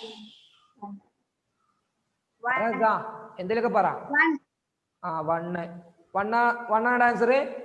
എല്ലാരും പറയും 1 ആണോ? ആണോ അല്ലേ? ആണ്. എന്താ ഈ കൺഫ്യൂഷൻ? എന്താ പ്രശ്നം? എന്താ പ്രശ്നം? പ്രൈമറി പവറും സെക്കൻഡറി പവറും ഈക്വൽ ആണ് എത്ര വട്ടം ഞാൻ പറഞ്ഞാണ്? ശ്രദ്ധിക്കപ്പെടാതെ പോകുന്ന പോയിന്റ് ആണ്. പ്രൈമറിയിലെ പവറും സെക്കൻഡറിയിലെ പവറും ഈക്വൽ ആണ്. ട്രാൻസ്ഫോമറിന്റെ പ്രത്യേകത ആണ്. പ്രൈമറിയിൽ 500 വാട്ട് ആണെങ്കിൽ സെക്കൻഡറിയിൽ 500 വാട്ട് തന്നെയാണ്. അപ്പൊ രണ്ടും തുല്യ ഈക്വൽ ആണെങ്കിൽ ഒന്നല്ലേ ഉത്തരം വരിക. ആ പിന്നെ ഇതിന്റെ സെൽഫ് ഇൻഡക്ഷന്റെ നോക്കിക്കൊണ്ടു. സെൽഫ് ഇൻഡക്ഷൻ ഉണ്ടാവൂലേ? സെൽഫ് ഇൻഡക്ഷൻ എക്സാമിന് ഉണ്ടാവൂലേ? ആ സെൽഫ് ഇൻഡക്ഷൻ സർക്യൂട്ട് ഇങ്ങനെ വരിക നോക്കിക്കോ. സെൽഫ് ഇൻഡക്ഷൻ സർക്യൂട്ട് ഒരു സോളിനോയിഡ് അഥവാ ഒരു ഇൻഡക്ടർ ഉണ്ടാവും, എ സി ഉണ്ടാവും, ഇൻഡക്ടർ ഉണ്ടാവും. ബാക്കിയൊക്കെ ഓപ്ഷനിലാണ്. ബൾബ്, ഇനി ഗാൽവനോമീറ്റർ ആവാം, എന്തായാലും കുഴപ്പമില്ല, സ്വിച്ച്. ഈ സർക്യൂട്ടാണ് സെൽഫ് ഇൻഡക്ഷൻ നടക്കുന്ന സർക്യൂട്ട്. വേറെ പലതരത്തിലുള്ള സർക്യൂട്ട് തരും, ബാറ്ററി തരും, ഇവിടെ സോളിനോയിഡ് ഇല്ലാതൊക്കെ തരും. അതൊന്നും നിങ്ങൾ മൈൻഡ് ചെയ്യേണ്ട. ചിലപ്പോൾ ഒന്നും കൂടി എന്തുണ്ടാവും, ഇതിൻ്റെ ഉള്ളിൽ ഒരു സോഫ്റ്റ് അയൺ കോറും കൂടി ഉണ്ടാവും. ഇതിൻ്റെ ഉള്ളിൽ ഒരു സോഫ്റ്റ് അയൺ കോറും കൂടി ഉണ്ടാവും. അത് കുറച്ചും കൂടി സ്ട്രെങ്ത് കൂട്ടാൻ വേണ്ടിയിട്ടാണ്. ഓക്കെ, അപ്പൊ ഈ number of turns soft iron core A സിയിലാണ് എന്ത് നടക്കുക? സെൽഫ് ഇൻഡക്ഷൻ നടക്കുക. മനസ്സിലാവുണ്ടോ? അപ്പൊ ഈ സർക്യൂട്ട് നിങ്ങൾ മനസ്സിൽ തലീക്കനെ കയറ്റി വെക്കുക. എ സി ആയിരിക്കണം, സോളിനോയിഡ് ആയിരിക്കണം. അവിടെയാണ് എന്ത് നടക്കുക? സെൽഫ് ഇൻഡക്ഷൻ നടക്കുക. സെൽഫ് ഇൻഡക്ഷൻ എന്ന വാക്ക് കേൾക്കുമ്പോൾ എനിക്ക് മനസ്സിൽ ഓർമ്മേന്റെ വാക്ക് ഏതാ? സെൽഫ് ഇൻഡക്ഷൻ എന്ന വാക്ക് കേട്ടാൽ ഒന്ന് അല്ലെ, ഒറ്റ കോയില്.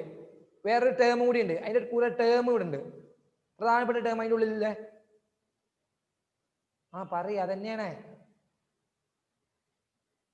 പറ, ആരും പറയണല്ലോ. ബാക്ക് ഇ എം എഫ് എന്നൊരു ടേം ബാക്ക് വരിക അല്ലേ? കറണ്ട് നമ്മൾ വോൾട്ടേജ് ഇവിടെ കുറയും. ഞാൻ ചോദിക്കും ബൾബിന്റെ ഇന്റൻസിറ്റി കുറയാനുള്ള കാരണം എന്താന്ന് ചോദിക്കും. ബൾബിന്റെ ഇന്റൻസിറ്റി കുറയാനുള്ള കാരണം എന്താണ്? എന്ത് ഡ്യൂ ടു സെൽഫ് ഇൻഡക്ഷൻ അല്ലേ? സെൽഫ് ഇൻഡക്ഷൻ നടക്കും. എന്ത് ചെയ്യുന്നു? ടോട്ടൽ വോൾട്ടേജ് കുറയാനുള്ള കാരണം ഇൻഡ്യൂസ് ചെയ്യുന്ന പുതിയ ഇ എം എഫ്, അതിന്റെ പേര് ബാക്ക് ഇ എം എഫ് എന്നാണ് പറയാ. ആ ബാക്ക് ഇ എം എഫിന്റെ ഡയറക്ഷൻ എന്താണ്? നേരെ opposite to that the present അല്ലെങ്കിൽ കറണ്ട് ഇ എം എഫ്, അല്ലെങ്കിൽ നമ്മൾ കൊടുക്കുന്ന അപ്ലൈഡ് കറണ്ട്, നമ്മൾ കൊടുക്കുന്ന കറണ്ടിന് നേരെ ഓപ്പോസിറ്റ് ഡയറക്ഷനിലായിരിക്കും എന്തുണ്ടാവുന്ന ഇൻഡ്യൂസ്ഡ് ഇ എം എഫിന്റെ ഡയറക്ഷൻ എന്ന് പറയുന്നത്. അതുകൊണ്ടാണ് ടോട്ടൽ വോൾട്ടേജ് കുറയുന്നത്. എന്താ റെസിസ്റ്റൻസും ഇൻഡക്ടറും തമ്മിലുള്ള ഡിഫറൻസ് എന്താ? What is the difference between inductor and resistor?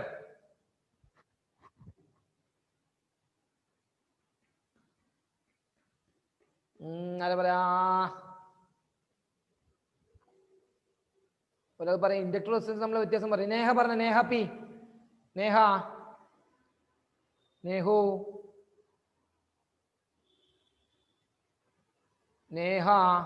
നിങ്ങൾ ഈ വീഡിയോ ഓൺ ആക്കിയിട്ട് ഫുള്ള് തട്ടിപ്പാട്ടോ.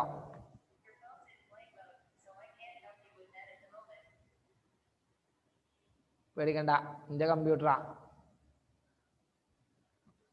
പറയ് ഖദീജ, എന്നാ ഖദീജ പറ. ഖദീജ ഫിദ അവസാനിപ്പിക്കാണ്. പറയ് ഖദീജോ. പിന്നെ പറയാ, റെസിസ്റ്ററും ഇൻഡക്ടറും തമ്മിലുള്ള ഡിഫറൻസ് എന്താ? ഏതാ നല്ലത്? നമ്മളെ എ സി സർക്യൂട്ടിൽ ഏറ്റവും നല്ല ഏതാ? ഇൻഡക്ടർ ആണോ റെസിസ്റ്റർ ആണോ? ദിയ പറ. എന്താ ഇൻഡക്ടറിന്റെ എന്താ ഇൻഡക്ടറിന്റെ അഡ്വാൻറ്റേജ് എന്താ? What is the advantage of inductor over the resistor? Energy ഉണ്ടാവും. Energy loss? എനർജി ലോസ് ഉണ്ടാവൂല. ഏതിലൊന്നും ഉറപ്പിച്ചാൽ ഉണ്ടാവൂലേ?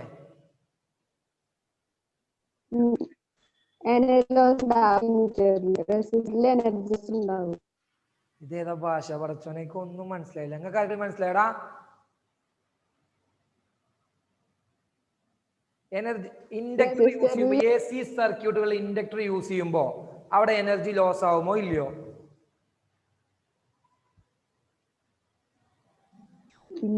ഇല്ല. അപ്പൊ ഇൻഡക്ടർ എന്ന് പറഞ്ഞ എന്താണ്? ഇൻഡക്ടർ ACയെ തടയുന്നു. Energy loss without the energy loss എന്ത് ചെയ്യും? ACയെ തടയും അല്ലെ? ACയെ തടയും. അപ്പൊ ഈ റെസിസ്റ്ററോണിലെ മെച്ചെന്താ? റെസിസ്റ്ററോണിലെ മെച്ചെന്താ?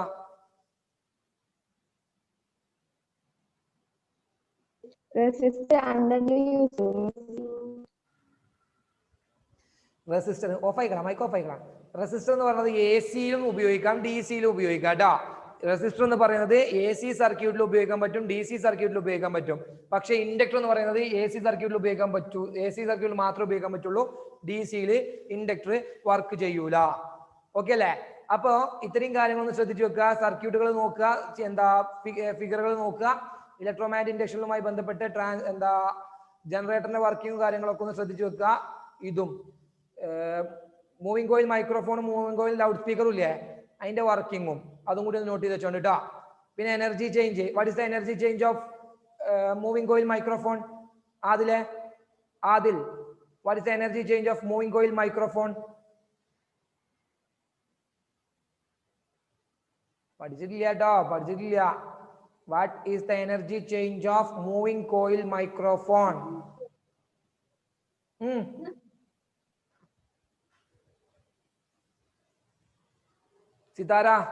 സിതാര ജാസ്മിൻ, come on, പറയ്.